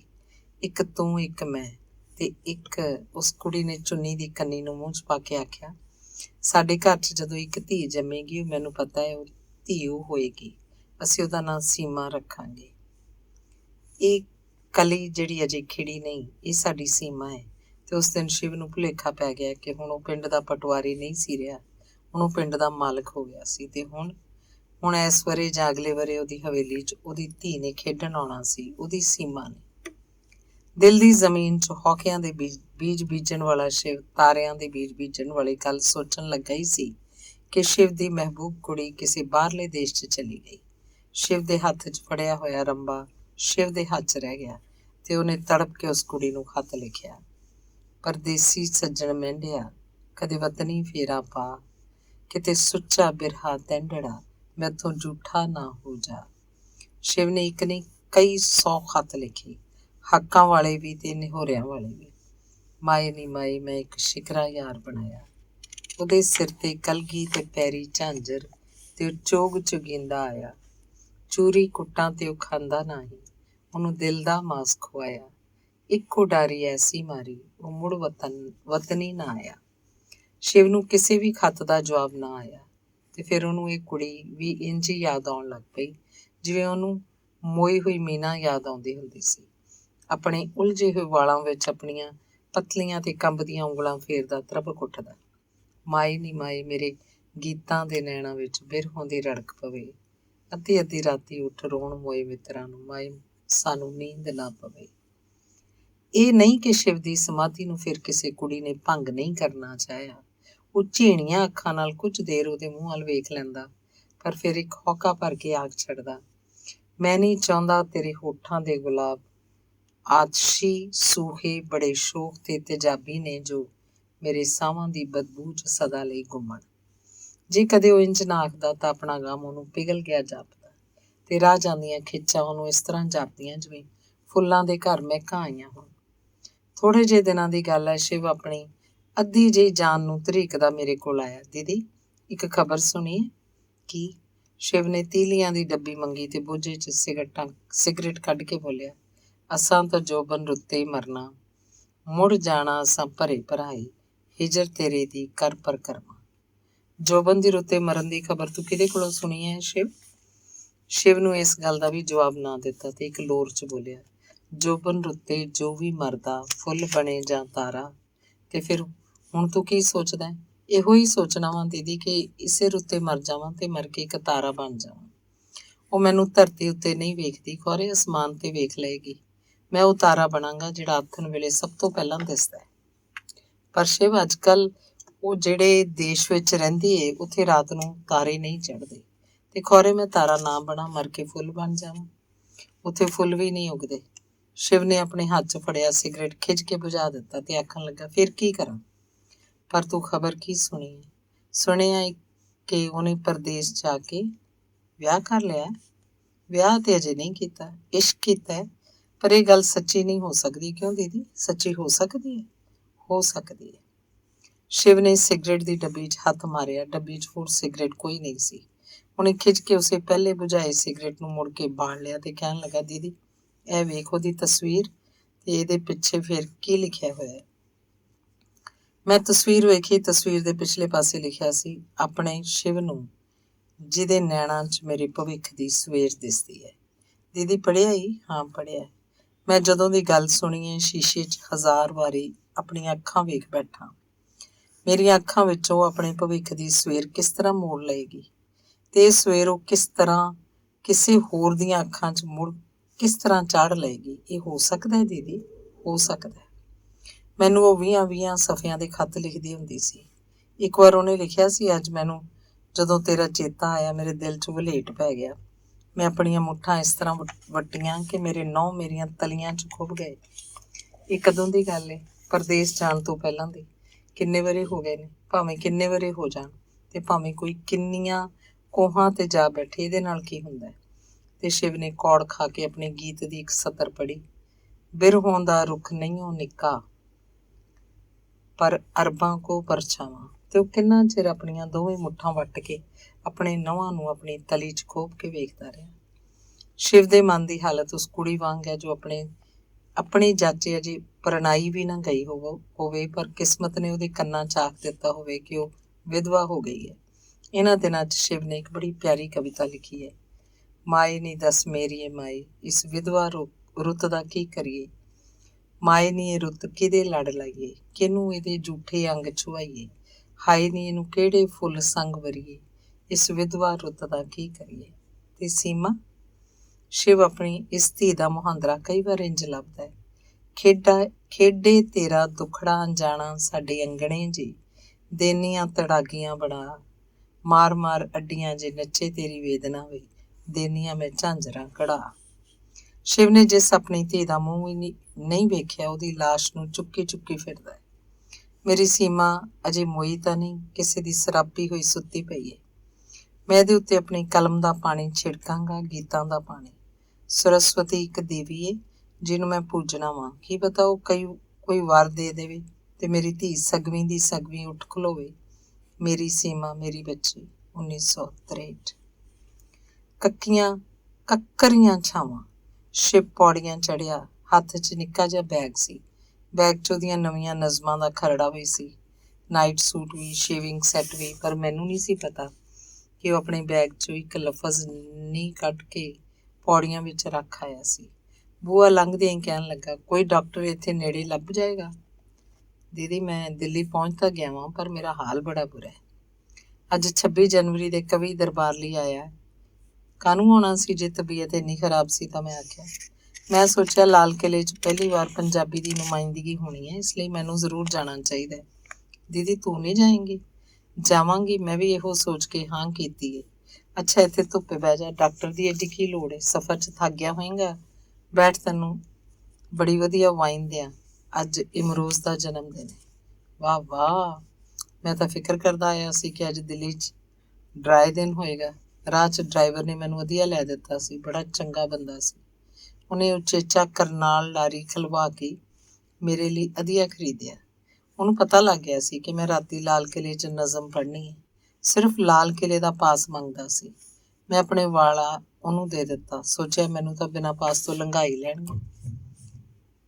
ਵਾਈਨ ਨਾਲ ਸ਼ਿਵ ਦਾ ਰੌ ਚੰਗਾ ਹੋ ਗਿਆ, ਪਰ ਵਾਈਨ ਦੇ ਇੱਕ ਗਲਾਸ ਨਾਲ ਉਹਦਾ ਕੀ ਬਣਦਾ ਸੀ। ਉਹਨੇ ਬੈਗ 'ਚੋਂ ਵਿਸਕੀ ਕੱਢੀ। ਹੁਣ ਇਮਰੋਜ਼ ਦੇ ਜਨਮ ਦਿਨ ਤੇ ਮੇਰੇ ਵੱਲੋਂ ਇੱਕ ਟੋਸਟ। ਇਮਰੋਜ਼ ਦੀ ਵੱਡੀ ਤੋਂ ਵੱਡੀ ਪਹੁੰਚ ਵਾਈਨ ਦੇ 3-4 ਘੁੱਟਾਂ ਤੱਕ ਹੁੰਦੀ ਹੈ, ਪਰ ਸ਼ਿਵ ਦੇ ਟੋਸਟ ਦੀ ਖਾਤਰ ਉਹਨੇ ਵਿਸਕੀ ਦੇ ਇੱਕ ਘੁੱਟ ਵਾਲਾ ਗਲਾਸ ਸ਼ਿਵ ਦੇ ਭਰੇ ਹੋਏ ਗਲਾਸ ਨਾਲ ਟਕਰਾਇਆ। ਇਹਨੇ ਨੂੰ ਗੁਰਬਚਨ ਸਿੰਘ ਭੁੱਲਰ ਤੇ ਗੁਰਦੇਵ ਰੁਪਾਣਾ ਆ ਗਏ। ਸ਼ਿਵ ਨੇ ਦੱਸਿਆ, ਅੱਜ ਇਮਰੋਜ਼ ਦਾ ਜਨਮ ਦਿਨ ਹੈ। ਤਰਕਾਲਾਂ ਦੇ ਆਸਰੇ ਲਈ ਸ਼ਿਵ ਕੋਲ ਥੋੜ੍ਹੀ ਜਿਹੀ ਵਿਸਕੀ ਬਚੀ ਸੀ। ਉਹਨੂੰ ਬਚਦੀ ਰੱਖਣ ਲਈ ਮੈਂ ਗੁਆਂਢੀ ਕਰਨਲ ਕੋਲੋਂ ਰੰਮ ਮੰਗਵਾਈ। ਭੁੱਲਰ ਤੇ ਰੁਪਾਣਾ ਨੇ ਟੋਸਟ ਪੀਤੇ। ਇਮਰੋਜ਼ ਨੂੰ ਫਿਰ ਅੱਧਾ ਕੁ ਘੁੱਟ ਸੁੰਘਣਾ ਪਿਆ। ਹੁਣ ਤੱਕ ਸ਼ਿਵ ਡਾਕਟਰ ਦੀ ਲੋੜ ਵਾਲੀ ਗੱਲ ਭੁੱਲ ਚੁੱਕਿਆ ਸੀ, ਜਾਂ ਸ਼ਾਇਦ ਰੰਮ ਦੇ ਗਲਾਸ 'ਚ ਘੋਲ ਕੇ ਉਹਦਾ ਘੁੱਟ ਭਰ ਗਿਆ ਸੀ। ਰਾਤ ਪੈ ਗਈ। ਲਾਲ ਕਿਲ੍ਹੇ ਦੇ ਕਵੀ ਦਰਬਾਰ ਵਾਲਿਆਂ ਨੇ ਸਾਨੂੰ ਗੱਡੀ ਭੇਜਣੀ ਸੀ। ਅਸੀਂ ਥੋੜ੍ਹੀ ਰੋਟੀ ਖਾ ਕੇ ਗੱਡੀ ਉਡੀਕਣ ਲੱਗ ਪਏ। ਦੇਵਿੰਦਰ ਦਾ ਫੋਨ ਆਇਆ। ਸ਼ਿਵ ਨਾਲ ਗੱਲਾਂ ਕਰਦਿਆਂ ਉਹਨੇ ਆਖਿਆ, ਕਿਉਂ ਯਾਰ, ਨਵੀਂ ਨਜ਼ਮ ਲਿਖੀ ਹੋ? ਤੇ ਤੂੰ ਜਿਹੜੀ ਕੁੜੀ ਨੂੰ ਪਿਆਰ ਕਰਦਾ ਸੀ ਉਹ ਪਰਦੇਸ ਗਈ ਤਾਂ ਤੂੰ ਨਜ਼ਮ ਲਿਖੀ ਸੀ। ਮੈਂ ਸ਼ਿਕਰਾ ਯਾਰ ਬਣਾਇਆ। ਫਿਰ ਉਹਦਾ ਵਿਆਹ ਹੋਇਆ ਤਾਂ ਤੂੰ ਨਜ਼ਮ ਲਿਖੀ। ਤੂੰ ਜੋ ਸੂਰਜ ਚੋਰੀ ਕੀਤਾ ਮੇਰਾ ਸੀ। ਫਿਰ ਉਹਦੇ ਘਰ ਪੁੱਤਰ ਜੰਮਿਆ ਤਾਂ ਤੂੰ ਨਜ਼ਮ ਲਿਖੀ। ਕੱਲ੍ਹ ਦਾ ਗੀਤ ਤੇਰੇ ਸੀਸ ਉੱਤੋਂ ਵਾਰਿਆ ਸੀ। ਅੱਜ ਦਾ ਗੀਤ ਤੇਰੇ ਮੀਤ ਉੱਤੋਂ ਵਾਰਨਾ। ਫਿਰ ਹੁਣ ਸੁਣਿਆ ਉਹਦੇ ਘਰ ਹੋਰ ਪੁੱਤਰ ਜੰਮਿਆ। ਸ਼ਿਵ ਦਾ ਮਨ ਹਿੱਲ ਗਿਆ, ਪਰ ਪੀਡੇ ਜੇ ਮੂੰਹ ਨਾਲ ਕਹਿਣ ਲੱਗਾ, ਸੁਣਿਆ ਤਾਂ ਮੈਂ ਵੀ ਹੈ, ਪਰ ਹੁਣ ਮੈਂ ਕਿੱਥੋਂ ਤੱਕ ਨਜ਼ਮਾਂ ਲਿਖੀ ਜਾਵਾਂ? ਆਖਰ ਮੈਂ ਸ਼ਾਇਰ ਹਾਂ, ਕੋਈ ਸ਼ਜਰਾ ਨਵੀਸ ਤਾਂ ਨਹੀਂ। ਲਾਲ ਕਿਲੇ ਦੇ ਪ੍ਰਬੰਧਕਾਂ ਵੱਲੋਂ ਗੱਡੀ ਅਜੇ ਆਈ ਨਹੀਂ ਸੀ, ਪਰ ਸ਼ਿਵ ਦਾ ਰੌਂ ਇਹੋ ਜਿਹਾ ਹੋ ਗਿਆ ਕਿ ਜੇ ਕੋਈ ਉਸ ਵੇਲੇ ਉਹਦੇ ਕੋਲੋਂ ਭਰੀ ਮਹਿਫਿਲ 'ਚ ਨਜ਼ਮਾਂ ਸੁਣਦਾ ਤਾਂ ਭਰੀ ਮਹਿਫਿਲ ਕੀਲੀ ਜਾਂਦੀ। ਉਹ ਗੁਣਗੁਣਾ ਰਿਹਾ ਸੀ, ਮੇਰੀ ਮਾਂ ਤਾਰਿਆਂ ਨੂੰ ਜਦ ਕਦੇ ਵੀ ਦੁੱਧ ਚੁਗਾਉਂਦੀ ਹੈ। ਤੇ ਉਹਨੇ ਵਿਸਕੀ ਫੇਰ ਕੱਢ ਲਈ। ਇਮਰੋਜ਼ ਯਾਰ, ਅੱਜ ਤੇਰਾ ਜਨਮ ਦਿਨ ਹੈ ਨਾ? ਇਮਰੋਜ਼ ਦਾ ਹੁਣ ਤੱਕ ਸਬਰ ਮੁੱਕ ਗਿਆ ਸੀ। ਕਹਿਣ ਲੱਗਾ, ਯਾਰ ਮੈਂ ਤਾਂ ਹੁਣ ਜੰਮ ਚੁੱਕਾ, ਹੁਣ ਤੁਸੀਂ ਲੋਕ ਆਪੇ ਜੰਮ ਜੁਮ ਲਓ। ਕਵੀ ਦਰਬਾਰ ਤੇ ਲਿਜਾਣ ਵਾਲੀ ਗੱਡੀ ਆ ਪਹੁੰਚੀ ਸੀ। ਸ਼ਿਵ ਨੇ 1-2 ਘੁੱਟ ਜ਼ਰੂਰ ਪੀਣੇ ਸਨ। ਅਸੀਂ ਪੌੜੀਆਂ ਉਤਰਨ ਲੱਗੇ ਤਾਂ ਉਹਨੇ ਪੌੜੀਆਂ ਕੋਲ ਖਲੋ ਕੇ ਛੇਤੀ ਨਾਲ ਗਲਾਸ ਨੂੰ ਡੀਕ ਲਾਈ ਤੇ ਪੌੜੀਆਂ ਉਤਰਦਾ ਕਹਿਣ ਲੱਗਾ, ਦੀਦੀ ਅੱਜ ਦਿੱਲੀ 'ਚ ਮੇਰੀ ਇੱਕ ਬੜੀ ਪਿਆਰੀ ਦੋਸਤ ਆਈ ਹੋਈ ਹੈ, ਡਾਕਟਰ ਨਹੀਂ ਹੈ, ਜੇ ਕਿਤੇ ਅੱਜ ਲਾਲ ਕਿਲੇ 'ਚ ਲੱਭ ਜਾਏ। ਮੈਂ ਸ਼ਿਵ ਦੇ ਮੂੰਹ ਵੱਲ ਤੱਕਿਆ। ਜਾਪਿਆ ਪੌੜੀਆਂ ਉਤਰਦਿਆਂ ਉਹਨੇ ਪੌੜੀਆਂ ਵਿੱਚੋਂ ਉਹੀ ਨੀ ਚੁੱਕ ਲਈ ਸੀ ਜੋ ਸਵੇਰੇ ਆਉਂਦੀ ਵਾਰ ਉਹ ਪੌੜੀਆਂ 'ਚ ਕਿਤੇ ਰੱਖ ਗਿਆ ਸੀ। ਤਾਈਓ ਸਵੇਰੇ ਦਿੱਲੀ ਆ ਕੇ ਉਹ ਡਾਕਟਰ ਨੇ ਦੋਸਤ ਨੂੰ ਲੱਭਣ ਦੀ ਗੱਲ ਸੋਚਦਾ ਪੁੱਛਣ ਲੱਗ ਪਿਆ ਸੀ, ਇੱਥੇ ਨੇੜੇ ਤੇੜੇ ਡਾਕਟਰ ਲੱਭ ਜਾਏਗਾ? ਲਾਲ ਕਿਲੇ 'ਚ ਅਸੀਂ ਪਹੁੰਚੇ ਤਾਂ ਸਾਡੇ ਰੰਗ ਫੱਕ ਪੈ ਗਏ। ਜਾਪਿਆ ਤਵਾਰੀਖ ਆਪਣੇ ਆਪ ਨੂੰ ਦੁਹਰਾਉਂਦੀ ਹੈ। ਇਸੇ ਕਿਲੇ ਦੇ ਸਾਹਮਣੇ ਕਈ ਕਤਲੇਆਮ ਹੋਏ ਸਨ ਤੇ ਅੱਜ ਇਸੇ ਕਿਲੇ 'ਚ ਪੰਜਾਬੀ ਕਵਿਤਾ ਦਾ ਕਤਲੇਆਮ ਹੋ ਰਿਹਾ ਸੀ। ਸਟੇਜ ਉੱਤੇ ਬਹਿ ਚੁੱਕੇ ਸਾਂ। ਇੱਕ ਸ਼ਾਇਰ ਮਾਈਕ ਦੇ ਸਾਹਮਣੇ ਖਲੋਤਾ ਕਵਿਤਾ ਪੜ੍ਹ ਰਿਹਾ ਸੀ ਤੇ ਉਹਦੀ ਪਿੱਠ ਵੱਲ ਬੈਠੇ ਹੋਏ ਸ਼ਾਇਰ ਭਰਾਵਾਂ ਵਿੱਚੋਂ ਕੋਈ ਕਹਿ ਰਿਹਾ ਸੀ, ਮਾਈਕ 'ਚ ਕਰੰਟ ਹੁੰਦੀ ਹੈ, ਕਿਤੇ ਉਹਦੀ ਦਾੜੀ ਨੂੰ ਮਾਈਕ ਛੋਹ ਗਿਆ। ਤਾਂ ਸ਼ਿਵ ਨੇ ਮੇਰੇ ਵੱਲ ਤੱਕਿਆ, ਕਹਿਣ ਲੱਗਾ, ਦੀਦੀ ਤੂੰ ਨਜ਼ਮ ਪੜ੍ਹ, ਚੰਨ ਸੂਰਜ 2 ਦਵਾਤਾਂ ਤੇ ਮੈਂ ਸਾਰੀਆਂ ਦਵਾਤਾਂ ਇਹਨਾਂ ਦੇ ਸਿਰ 'ਚ ਮਾਰਾਂ। ਰਾਤ ਦੇ 2:30 ਵਜੇ ਅਸੀਂ ਲਾਲ ਕਿਲੇ 'ਚੋਂ ਬਾਹਰ ਆਏ ਤਾਂ ਸਾਡੇ ਮੂੰਹ ਇਸ ਤਰ੍ਹਾਂ ਸਨ ਜਿਵੇਂ 4-5 ਘੰਟੇ ਅਸੀਂ ਕਵਿਤਾ ਦਾ ਕਤਲੇਆਮ ਵੇਖ ਕੇ ਆਏ ਹੋਈਏ। ਅੱਗੋਂ ਸੜਕ ਉੱਤੇ ਖਲੋਤਿਆਂ ਨੂੰ ਨਾ ਕੋਈ ਬੱਸ ਲੱਭ ਰਹੀ ਸੀ, ਨਾ ਟੈਕਸੀ, ਤੇ ਉੱਤੋਂ ਮੀਂਹ ਲੈ ਪਿਆ। ਪ੍ਰਬੰਧਕ ਸਾਨੂੰ ਵਾਪਸੀ ਦੇ ਗੱਡੀ ਦੇਣ ਵਾਲਾ ਇਕਰਾਰ ਹੁਣ ਤੱਕ ਭੁੱਲ ਚੁੱਕੇ ਸਨ। ਖੈਰ ਇੱਕ ਗੱਲ ਚੰਗੀ ਹੋ ਗਈ ਸੀ ਕਿ ਲਾਲ ਕਿਲੇ 'ਚ ਸ਼ਿਵ ਦੀ ਨੀਂਹ ਲੱਭ ਪਈ ਸੀ, ਭਾਵੇਂ ਉਹ ਵੀ ਸਾਡੇ ਨਾਲ ਸੜਕ ਤੇ ਖਲੋਤੀ ਮੀਂਹ 'ਚ ਭਿੱਜ ਰਹੀ ਸੀ। ਆਖਰ ਰਾਤ ਦੇ 3 ਵਜੇ ਇੱਕ ਟੈਕਸੀ ਬੌੜੀ, ਕਿਸੇ ਤਰ੍ਹਾਂ ਘਰ ਅੱਪੜੇ, ਤੱਤੀ ਚਾਹ ਦੇ ਘੁੱਟਾਂ ਨਾਲ ਸੰਗ ਵਿੱਚ ਅੜੀਆਂ ਹੋਈਆਂ ਗੱਲਾਂ ਲੰਘਾਈਆਂ। 3-4 ਘੰਟੇ ਸੁੱਤੇ ਮਸਾਂ ਸਵੇਰ ਚੜ੍ਹੀ ਸੀ ਕਿ ਪਹਿਲਾਂ ਦਵਿੰਦਰ ਆ ਗਿਆ, ਫਿਰ ਦਿਲਜੀਤ, ਫਿਰ ਪਲ ਵਿੱਚੋਂ ਟੈਲੀਫੋਨ। ਮੈਂ ਗੋਭੀ ਚੀਰ ਰਹੀ ਸੀ, ਸ਼ਿਵ ਮਟਰ ਕੱਟ ਰਿਹਾ ਸੀ। ਟੈਲੀਫੋਨ ਵਿੱਚੋਂ ਆਵਾਜ਼ ਆਉਂਦੀ, ਜੀ ਮੁਬਾਰਕ ਦੇਣੀ ਹੈ। ਦਿਲਜੀਤ ਟੈਲੀਫੋਨ ਚੁੱਕਦਾ ਤੇ ਹੌਲੀ ਜਿਹੀ ਪੁੱਛਦਾ, ਕਿਹਨੂੰ? ਜੇ ਅਕੈਡਮੀ ਅਵਾਰਡ ਵਾਲੇ ਨੂੰ ਦੇਣੀ ਜੇ ਤਾਂ ਉਹ ਮਟਰ ਕੱਟ ਰਿਹਾ, ਬੁਲਾ ਦੇਣਾ ਵਾ। ਜੇ ਪਦਮ ਸ਼੍ਰੀ ਨੂੰ ਦੇਣੀ ਹੈ ਤਾਂ ਉਹਨੂੰ ਬੁਲਾ ਦੇਣਾ ਵਾ, ਉਹ ਗੋਭੀ ਚੀਰ ਰਹੀ ਹੈ। ਨੀ ਰੋਟੀਆਂ ਪਕਾਉਂਦੀ ਸ਼ਿਵ ਨੂੰ ਆਖ ਰਹੀ ਸੀ, ਕੱਲ ਪੌੜੀਆਂ ਵਿੱਚੋਂ ਤੁਸੀਂ ਇਸੇ ਲਈ ਨੀ ਚੁੱਕੀ ਹੋਣੀ ਹੈ ਵੀ ਭਲਕੇ ਰੋਟੀਆਂ ਪਕਾਵਾਂਗੇ। ਕੁਝ ਧੁੱਪ ਸੂਰਜ ਚੜਾ ਰਿਹਾ ਸੀ ਤੇ ਕੁਝ ਅਸੀਂ ਗੱਲਾਂ ਨਾਲ ਚੜਾ ਰਹੇ ਸੀ। ਪਿਛਲੀ ਰਾਤ ਦੀ ਕਵੀ ਦਰਬਾਰੀ ਕੰਬਣੀ ਨੂੰ ਲਾਉਣ ਲਈ ਸਾਨੂੰ ਧੁੱਪ ਦੀ ਡਾਢੀ ਲੋੜ ਸੀ। ਸ਼ਿਵ ਨੇ ਆਪਣੀ ਆਵਾਜ਼ ਨਾਲ ਹੋਰ ਧੁੱਪ ਚਾੜੀ, ਜਦ ਰੋਈਆਂ ਵਿੱਚ ਤੜਕੇ ਪੰਛੀ ਵਾਗ ਕੋਈ ਲੈਂਦਾ ਹੈ, ਮੈਂ ਆਪਣੇ ਸੰਗ ਸੁੱਤਾ ਆਪਣਾ ਗੀਤ ਜਗਾਉਂਦਾ ਹਾਂ। ਮੈਂ ਤੇ ਸੂਰਜ ਜਦ ਫਿਰ ਘਰ ਦੇ ਮੋੜ ਤੇ ਮਿਲਦੇ ਹਾਂ, ਨਦੀਏ ਰੋਜ਼ ਨਹਾਵਣ ਉਹਦੇ ਨਾਲ ਮੈਂ ਜਾਂਦਾ ਹਾਂ। ਮੈਂ ਤੇ ਸੂਰਜ ਜਦੋਂ ਨਹਾ ਕੇ ਘਰ ਨੂੰ ਮੁੜਦੇ ਹਾਂ, ਮੈਂ ਸੂਰਜ ਲਈ ਵਿਹੜੇ ਨਿੰਮ ਦਾ ਪੀੜਾ ਡਾਹੁੰਦਾ ਹਾਂ। ਮੈਂ ਤੇ ਸੂਰਜ ਜਦ ਫਿਰ ਬੈਠ ਕੇ ਗੱਲਾਂ ਕਰਦੇ ਹਾਂ, ਮੈਂ ਸੂਰਜ ਨੂੰ ਤੇਰੀ ਛਾਂ ਦੀ ਗੱਲ ਸੁਣਾਉਂਦਾ ਹਾਂ। ਸਾਡੇ ਸਭਨਾਂ ਦੇ ਮਨਾਂ 'ਚ ਕਈ ਛਾਵਾਂ ਦੀਆਂ ਗੱਲਾਂ ਸਨ, ਮੋਈਆਂ ਧੁੱਪਾਂ ਦੀਆਂ ਗੱਲਾਂ, ਵਿਛੋੜੇ ਮੂੰਹਾਂ ਦੀਆਂ, ਟੁੱਟਦੇ ਵਰਿਆਂ ਦੀਆਂ, ਰੁਲਦੇ ਗੀਤਾਂ ਦੀਆਂ। ਤੇ ਸ਼ਿਵ ਨੇ ਇੱਕ ਕਿਤਾਬ ਦੇ ਵਰਕੇ ਫਰੋਲਦਿਆਂ ਕਿਹਾ, ਮੇਰੇ ਲਈ ਹਰ ਸੋਹਣੀ ਕਿਤਾਬ ਇੱਕ ਸੋਹਣੀ ਕੁੜੀ ਵਾਂਗ ਹੁੰਦੀ ਹੈ। ਸਾਡੇ 'ਚੋਂ ਕਿਸੇ ਨੇ ਚੁੰਡੀ ਜੀ ਭਰ ਕੇ ਹਰ ਸੋਹਣੀ ਕੁੜੀ ਸੋਹਣੀ ਕਿਤਾਬ ਵਾਂਗ, ਅੱਗੋਂ ਸ਼ਿਵ ਨੇ ਹਾਮੀ ਭਰੀ ਸੀ ਕਿ ਇਮਰੋਜ਼ ਨੇ ਪੁੱਛਿਆ, ਕੋਈ ਪੈਂਪਲੇਟ ਵਰਗੀ ਨਹੀਂ ਹੁੰਦੀ? ਸ਼ਿਵ ਦੇ ਮਨ ਦੀ ਦੁਖੀ ਹੋਈ ਥਾਂ ਛਿੱਲੀ ਗਈ, ਪਰ ਉਹ ਹੱਸ ਪਿਆ, ਹਾਂ ਪੈਂਪਲੇਟ ਵਰਗੀ ਵੀ, ਇਸ਼ਤਿਹਾਰ ਵਰਗੀ ਵੀ, ਤੇ ਰਾਤ ਦੇ ਕਵੀ ਦਰਬਾਰ ਵਰਗੀ ਵੀ। ਪਰਾਂ ਦਿਲਜੀਤ ਇੱਕ ਪੁਰਾਣੀ ਅਖਬਾਰ ਫਰੋਲਦਾ ਪਿਆ ਸੀ ਕਿ ਇੱਕ ਤਸਵੀਰ ਤੇ ਅਟਕ ਗਿਆ। ਉਹਦਾ ਮੂੰਹ ਲੈ ਗਿਆ ਸੀ। ਇਹ ਬੰਦਾ, ਇਹਦੀ ਧੀ ਨੂੰ ਮੈਂ ਪਿਆਰ ਕਰਦਾ ਸਾਂ। ਸ਼ਿਵ ਨੇ ਉਹਦੇ ਮੋਢੇ ਤੇ ਹੱਥ ਰੱਖਿਆ, ਸੋ ਇਹ ਕਵਿਤਾ ਤੇ ਕਵਿਤਾ ਵਾਂਗ ਤੇਰਾ ਸਹੁਰਾ ਹੋਇਆ। ਕਈ ਕੱਕਰੀਆਂ ਛਾਵਾਂ ਵਰਗੀਆਂ ਗੱਲਾਂ ਸਨ ਤੇ ਅਸੀਂ ਉਹਨਾਂ ਨੂੰ ਹਾਸਿਆਂ ਦੀ ਧੁੱਪ ਲਵਾ ਰਹੇ ਸਾਂ ਤੇ ਆਖਰ ਸ਼ਿਵ ਦੇ ਲਫ਼ਜ਼ਾਂ 'ਚ ਧੁੱਪਾਂ ਛਾਵਾਂ ਵਿੱਚੋਂ ਲੰਘਦੀ ਹਰ ਗੱਲ ਇੱਥੇ ਅੱਪੜ ਗਈ। ਉਹੀ ਉਹ ਘੜੀ ਸਾਡੀ ਆਪਣੀ ਜਿਹੜੀ ਮਿੱਤਰਾਂ ਨਾਲ ਰਲ ਕੇ ਲੰਘਾ ਲਈ। ਜਨਵਰੀ 1969। ਇੱਕ ਮੁਲਾਕਾਤ। ਅਮਰਤਾ, ਸ਼ਰੀਫ ਆਦਮੀ ਕੁਝ ਖਾ ਲੈ, ਉੱਤੋਂ 11 ਵੱਜ ਗਏ ਨੇ ਤੇ ਤੂੰ ਸਵੇਰ ਦਾ ਕੁਝ ਨਹੀਂ ਖਾਂਦਾ। ਸ਼ਿਵ, ਕੁਝ ਲੋਕੀ ਖਾਣ ਲਈ ਪੈਦਾ ਹੁੰਦੇ ਨੇ, ਕੁਝ ਪੀਣ ਲਈ। ਅੰਮ੍ਰਿਤਾ, ਪੀਣ ਵਾਸਤੇ ਸ਼ਾਮ ਹੁੰਦੀ ਹੈ, ਖਾਣ ਵਾਸਤੇ ਸਵੇਰ ਤੇ ਸੋਚਣ ਵਾਸਤੇ ਰਾਤ। ਸ਼ਿਵ, ਮੇਰੀ ਜ਼ਿੰਦਗੀ ਰਾਤ ਹੀ ਰਾਤ ਹੈ। ਮੈਂ ਸੋਚਦਾ ਵੀ ਪੀ ਕੇ ਹਾਂ ਤੇ ਖਾਂਦਾ ਵੀ ਪੀ ਕੇ। ਅੰਮ੍ਰਿਤਾ, ਫਿਰ ਵਿਸਕੀ ਦਾ ਬ੍ਰੇਕਫਾਸਟ ਕਰੇਗਾ? ਸ਼ਿਵ, ਦੀ ਦੁਆ ਤੇਰੀ ਮਰਜ਼ੀ। ਅਸੀਂ ਤਾਂ ਪ੍ਰਾਹੁਣੇ ਹਾਂ, ਪਰ ਚੰਗਾ ਹੋਵੇ ਜੇ ਤੂੰ ਬ੍ਰੇਕਫਾਸਟ 'ਚ ਆਪਣੇ ਬਲਦੇ ਲਹੂ 'ਚ ਭੁੱਜੀ ਹੋਈ ਕਵਿਤਾ ਦੇਵੇਂ। ਅੰਮ੍ਰਿਤਾ, ਤੂੰ ਮੇਰੀ ਇਤਿਹਾਸ ਵਾਲੀ ਕਵਿਤਾ ਪੜ੍ਹੀ ਹੈ ਜਿਹਦੇ 'ਚ ਵੈਰਾਗਿਆ ਇਤਿਹਾਸ ਇੱਕ ਰੁੱਖ ਥੱਲੇ ਖਲੋਤਾ ਸਿਗਰਟ ਪੀਂਦਾ ਹੈ? ਸ਼ਿਵ, ਹਾਂ ਪੜ੍ਹੀ ਹੈ, ਪਰ ਇਤਿਹਾਸ ਤਾਂ ਲੋਕਾਂ ਦੇ ਠੰਡੇ ਹੋਏ ਖੂਨ ਦਾ ਹੀ ਨਾਂ ਹੈ। ਮੈਨੂੰ ਇਤਿਹਾਸ 'ਚੋਂ ਹਮੇਸ਼ਾ ਬਹੇ ਖੂਨ ਦੀ ਹਵਾੜ ਆਉਂਦੀ ਹੈ। ਅੰਮ੍ਰਿਤਾ, ਇਹੋ ਤਾਂ ਦੁੱਖ ਹੈ, ਹਵਾੜ ਤੱਤੇ ਲਹੂ ਦੀ ਆਉਣੀ ਚਾਹੀਦੀ ਸੀ। ਤਾਈਓ ਤਾਂ ਅਸਲੀ ਇਤਿਹਾਸ ਬਈ ਹਵਾੜ 'ਚੋਂ ਨਿਕਲ ਕੇ ਰੁੱਖ ਥੱਲੇ ਖੜੋਤਾ ਸਿਗਰਟ ਪੀਂਦਾ ਹੈ। ਸ਼ਿਵ, ਮੈਂ ਤੱਤਾ ਖੂਨ ਕਦੇ ਨਹੀਂ ਵੇਖਿਆ, ਮੈਂ ਤੱਤੇ ਖੂਨ ਵਾਲੀ ਔਰਤ ਕਦੇ ਨਹੀਂ ਮਾਣੀ। ਮੈਨੂੰ ਤੱਤੇ ਖੂਨ ਦੀ ਜਨਮ ਤੋਂ ਹੀ ਭਾਲ ਹੈ। ਮੇਰੀ ਮਾਂ ਦਾ ਖੂਨ ਜਿਹਦੇ 'ਚੋਂ ਮੈਂ ਜੰਮਿਆ ਬਰਫ਼ ਵਾਂਗ ਠੰਡਾ ਸੀ। ਅੰਮ੍ਰਿਤਾ, ਪਰ ਸ਼ਿਵ, ਬਰਫ਼ ਵਾਂਗ ਠੰਡੇ ਖੂਨ ਦੀ ਕੋਈ ਹਸਰਤ ਹੋਏਗੀ ਜਿਹਨੇ ਤੈਨੂੰ ਜਨਮ ਦਿੱਤਾ ਤੱਤੇ ਬਲਦੇ ਲਹੂ ਨੂੰ। ਸ਼ਿਵ, ਜੇ ਮੇਰਾ ਖੂਨ ਤੱਤਾ ਹੁੰਦਾ ਤਾਂ ਮੇਰੀ ਮਹਿਬੂਬ ਕੁੜੀ ਮੈਨੂੰ ਦਗਾ ਨਾ ਦਿੰਦੀ। ਅੰਮ੍ਰਿਤਾ, ਝੱਲਿਆ, ਇੱਕ ਦਗਾ ਜਾਂ 100 ਦਗੇ ਵੀ ਤੱਤੇ ਲਹੂ ਦੀ ਪਰਖ ਨਹੀਂ ਹੁੰਦੇ। ਸ਼ਿਵ, ਤੂੰ ਠੀਕ ਕਹਿਨੀ ਹੈ, ਮੇਰਾ ਲਹੂ ਤੱਤਾ ਸੀ, ਸਗੋਂ ਦਗਿਆਂ ਨੇ ਹੋਰ ਤੱਤਾ ਕਰਤਾ। ਜੇ ਇੰਜ ਨਾ ਹੁੰਦਾ ਤਾਂ ਮੈਂ ਉੱਤਰੀ ਧਰੁਵ ਹੁੰਦਾ ਤੇ ਤੂੰ ਸਾਇਬੇਰੀਆ ਦਾ ਮੈਦਾਨ। ਅੰਮ੍ਰਿਤਾ, ਇਹੀਓ ਸਰਾਪ ਸੀ ਜਿਹਦੇ ਨਾਲ ਮੈਂ ਲਿਖਿਆ ਸਾਇਬੇਰੀਆ ਜਿਹਦੀ ਜ਼ਮੀਨ ਤੇ ਚੀਕਾਂ ਦੇ ਟੁਕੜੇ ਬਰਫ਼ 'ਚ ਜੰਮੇ। ਇਸੇ ਤਰ੍ਹਾਂ ਜਲਿਆਂਵਾਲਾ ਬਾਗ ਜਿਹਦੀ ਕੰਧ ਉੱਤੇ ਗੋਲੀਆਂ ਦੇ ਛੇਕ ਸੁੱਤੇ ਪਏ ਨੇ ਤੇ ਹੀਰੋਸ਼ੀਮਾ ਜੋ ਕਿਸੇ ਪਾਟੇ ਦਸਤਾਵੇਜ਼ ਵਾਂਗ ਇੱਕ ਗੁੱਠੇ ਲੱਗਾ ਹੋਇਆ ਤੇ ਲੱਗਦਾ ਮੈਂ ਸਾਹ ਭਰਨੀ ਆ ਤੇ ਧਰਤੀ ਦੇ ਟੋਟੇ ਕੰਬ ਜੇ ਜਾਂਦੇ। ਸ਼ਿਵ, ਤੂੰ ਸਾਇਬੇਰੀਆ ਦੀ ਜੰਮੀ ਹੋਈ ਬਰਫ਼ ਵਾਂਗ ਚੁੱਪ ਦੀ ਕਵਿਤਾ ਹੈ ਤੇ ਮੈਂ ਉੱਤਰੀ ਧਰੁਵ ਦੇ 6 ਮਹੀਨੇ ਲੰਬੀ ਰਾਤ ਵਰਗੀ ਕਵਿਤਾ। ਕਵਿਤਾ ਸ਼ਾਇਦ ਚੁੱਪ ਦੇ ਹਨੇਰੇ ਦਾ ਹੀ ਨਾਂ ਹੈ। ਅੰਮ੍ਰਿਤਾ, ਨਹੀਂ, ਚੁੱਪ ਤੇ ਹਨੇਰੇ ਦੀ ਪੀੜ ਦਾ। ਸ਼ਿਵ, ਇਹ ਚੁੱਪ ਤੇ ਹਨੇਰਾ ਸਿਰਫ ਤੇਰੇ ਤੇ ਮੇਰੇ ਵਰਗੇ ਲੋਕਾਂ ਦੇ ਮੱਥੇ 'ਚ ਹੀ ਕਿਉਂ ਹੁੰਦਾ ਹੈ? ਅੰਮ੍ਰਿਤਾ, ਰਾਤੀ ਮੈਂ ਹੈਨਰੀ ਮਿਲਰ ਪੜ੍ਹ ਰਹੀ ਸੀ, ਉਹਦਾ ਨਾਈਟਮੇਅਰ ਏਅਰ ਕੰਡੀਸ਼ਨਡ ਹੋਇਆ ਹੈ। ਉਹਦੇ ਮੱਥੇ 'ਚ ਵੀ ਇਹੋ ਚੁੱਪ ਤੇ ਹਨੇਰਾ ਸੀ। ਸ਼ਿਵ, ਇਹ ਵਾਰਾ ਕਿ ਸਰਾਪ? ਦੋਵੇਂ, ਕਿਉਂਕਿ ਮੱਥੇ 'ਚ ਇਹਨਾਂ ਨੂੰ ਵੇਖਣ ਵਾਲੀ ਅੱਖ ਵੀ ਹੁੰਦੀ ਹੈ। ਸ਼ਿਵ, ਮੈਂ ਤੈਨੂੰ ਜਦ ਵੀ ਯਾਦ ਕਰਦਾ ਮੈਨੂੰ ਚੁੱਪ ਤੇ ਹਨੇਰਾ ਯਾਦ ਆਉਂਦਾ ਹੈ। ਅੰਮ੍ਰਿਤਾ, ਇਹ ਯਾਦ ਅੱਖ ਦੀ ਕਰਾਮਾਤ ਹੁੰਦੀ ਹੈ। ਸ਼ਿਵ, ਤੈਨੂੰ ਕਿਹੜੀਆਂ ਅੱਖਾਂ ਪਸੰਦ ਨੇ?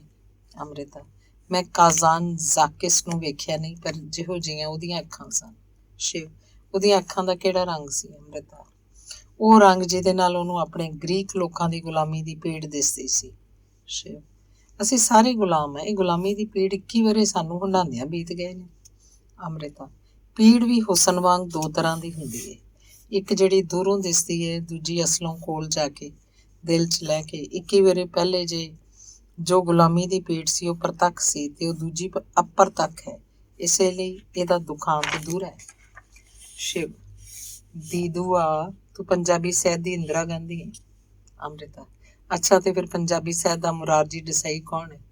ਸ਼ਿਵ, ਬਹੁਤੇ ਮੁਰਾਰਜੀ ਦੇਸਾਈ ਹੀ ਨਹੀਂ, ਉਹ ਸਾਹਿਤ ਨੂੰ ਵੀ ਡਰਾਈ ਏਰੀਆ ਕਰਨਾ ਚਾਹੁੰਦੇ ਨੇ। ਅੰਮ੍ਰਿਤਾ, ਫਿਰ ਤਾਂ ਸ਼ਿਵ ਤੇਰੀਆਂ ਨਜ਼ਮਾਂ ਨਜਾਇਜ਼ ਸ਼ਰਾਬ ਵਰਗੀਆਂ ਨੇ। ਸ਼ਿਵ, ਤੇ ਤੇਰੀਆਂ? ਅੰਮ੍ਰਿਤਾ, ਉਹ ਵੀ ਨਜਾਇਜ਼ ਸ਼ਰਾਬ ਵਰਗੀਆਂ ਨੇ, ਪਰ ਘਟੀਆ ਸ਼ਰਾਬ ਵਰਗੀਆਂ ਨਹੀਂ। ਉਹਨਾਂ ਨੂੰ ਪੀ ਕੇ ਕੋਈ ਅੱਖਾਂ ਗੁਆਉਂਦਾ ਨਹੀਂ, ਸਗੋਂ ਅੱਖਾਂ ਦੀ ਜੋਤ ਵਧਾ ਲੈਂਦਾ।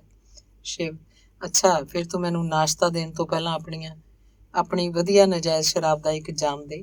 ਅੰਮ੍ਰਿਤਾ, ਸੁਣ, ਮੈਂ ਤ੍ਰਿਪਤਾ ਉੱਤੇ ਇੱਕ ਨਜ਼ਮ ਲਿਖੀ ਹੈ, ਗੁਰੂ ਨਾਨਕ ਦੀ ਮਾਂ ਤੇ। ਗੁਰੂ ਨਾਨਕ ਜਦੋਂ ਉਹਦੇ ਗਰਭ 'ਚ ਪਲ ਰਿਹਾ ਸੀ, ਇਹ ਭਾਵੇਂ ਕਿਸੇ ਨੂੰ ਨਜਾਇਜ਼ ਸ਼ਰਾਬ ਵਾਂਗ ਲੱਗੇ, ਪਰ ਮੈਂ ਇਹਨੂੰ ਆਪਣੇ ਦਿਲ ਦੀ ਭੱਠੀ ਉੱਤੇ ਚਾੜ ਕੇ ਕੱਢਿਆ ਹੈ। ਮੈਂ ਸੋਚਦੀ ਹਾਂ ਗਰਭ ਦੇ 9 ਮਹੀਨੇ ਤ੍ਰਿਪਤਾ ਨੂੰ 9 ਸੁਪਨਿਆਂ ਵਾਂਗ ਲੱਗੇ ਹੋਣਗੇ। ਸ਼ਿਵ, ਇਹ ਸੋਚ ਮਰਦ ਨੂੰ ਨਹੀਂ ਸੀ ਆ ਸਕਦੀ, ਸਿਰਫ ਔਰਤ ਨੂੰ ਆ ਸਕਦੀ ਸੀ, ਪਰ ਉਸ ਔਰਤ ਨੂੰ ਜਿਹਦਾ ਲਹੂ ਤੇਰੇ ਵਾਂਗ ਤੱਤਾ ਹੋਵੇ। ਅੰਮ੍ਰਿਤਾ, ਨਹੀਂ ਸ਼ਿਵ, ਗੱਲ ਤੱਤੇ ਲਹੂ ਦੀ ਹੈ। ਔਰਤ ਤੇ ਮਰਦ ਦੀ ਨਹੀਂ। ਤੂੰ ਮਰਦ ਹੋ ਕੇ ਲੂਣਾ ਦਾ ਲਹੂ ਪਛਾਣਿਆ। ਲਹੂ ਮਰਦ ਦੇ ਔਰਤ ਦੀ ਜ਼ਾਤ ਨਹੀਂ ਵੇਖਦਾ। ਉਂਝ ਇਸੇ ਤੱਤੇ ਲਹੂ ਨੂੰ ਠੰਡੇ ਲਹੂ ਵਾਲੇ ਨਜਾਇਜ਼ ਆਖਦੇ ਨੇ।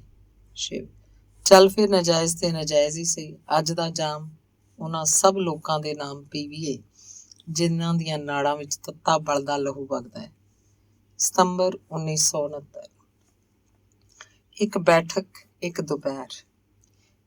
ਏਅਰ ਰੇਡ ਦੀ ਆਵਾਜ਼ ਸੀ, ਫਿਰ ਡਿੱਗਦੇ ਬੰਬ ਦੀ, ਤੇ ਫਿਰ ਉਹਦੀ ਅੱਗ ਦੀ ਚਮਕ ਵੇਖ ਕੇ ਹੈਰਾਨੀ ਨਾਲ ਚਾਂਭਲੇ ਬੱਚਿਆਂ ਦੀਆਂ ਆਵਾਜ਼ਾਂ, mummy cream bomb, daddy cream bomb, ਤੇ ਫਿਰ ਡੈਡੀ ਦੀ, ਫਿਰ ਬੰਬ ਦੇ ਫਟਣ ਦੀ ਆਵਾਜ਼ ਤੇ ਬੱਚਿਆਂ ਦੀਆਂ ਉਹ ਆਵਾਜ਼ਾਂ ਜੋ ਮੋਈ ਮਾਂ ਤੇ ਮੋਈ ਪਿਓ ਦੀ ਛਾਤੀ ਨਾਲ ਵੱਜ ਕੇ ਰੋ ਰਹੀਆਂ ਸਨ। Mummy, I don't like cream bomb, daddy I don't like cream bomb. ਕਮਰੇ 'ਚੋਂ ਟੇਪ ਲੱਗਾ ਹੋਇਆ ਸੀ ਜਿਹਦੇ 'ਚ ਕੁਝ ਚਿਰ ਹੋਇਆ ਇੱਕ ਅਮਰੀਕਨ ਸ਼ਾਇਰ ਮਾਈਕਲ ਨੇ ਮੇਰੇ ਕੋਲ ਆ ਕੇ ਵੀਅਤਨਾਮ ਤੇ ਲਿਖੀ ਆਪਣੀ ਨਜ਼ਮ ਗਾਈ ਸੀ। ਸ਼ਿਵ ਦੇ ਹੱਥੋਂ ਚਾਹ ਦਾ ਪਿਆਲਾ ਛੁਟਕ ਗਿਆ। ਹਲਵੇ ਦੀ ਭਰੀ ਪਲੇਟ ਨੂੰ ਪਰਾਂ ਕਰਦਾ ਆਖਣ ਲੱਗਾ, ਦੀਦੀ ਸੰਗੋਂ ਕੁਝ ਨਹੀਂ ਲੰਘਦਾ। ਇਹ ਨਜ਼ਮ ਸੁਣ ਕੇ ਸੰਗੋਂ ਕੁਝ ਨਹੀਂ ਲੰਘਦਾ।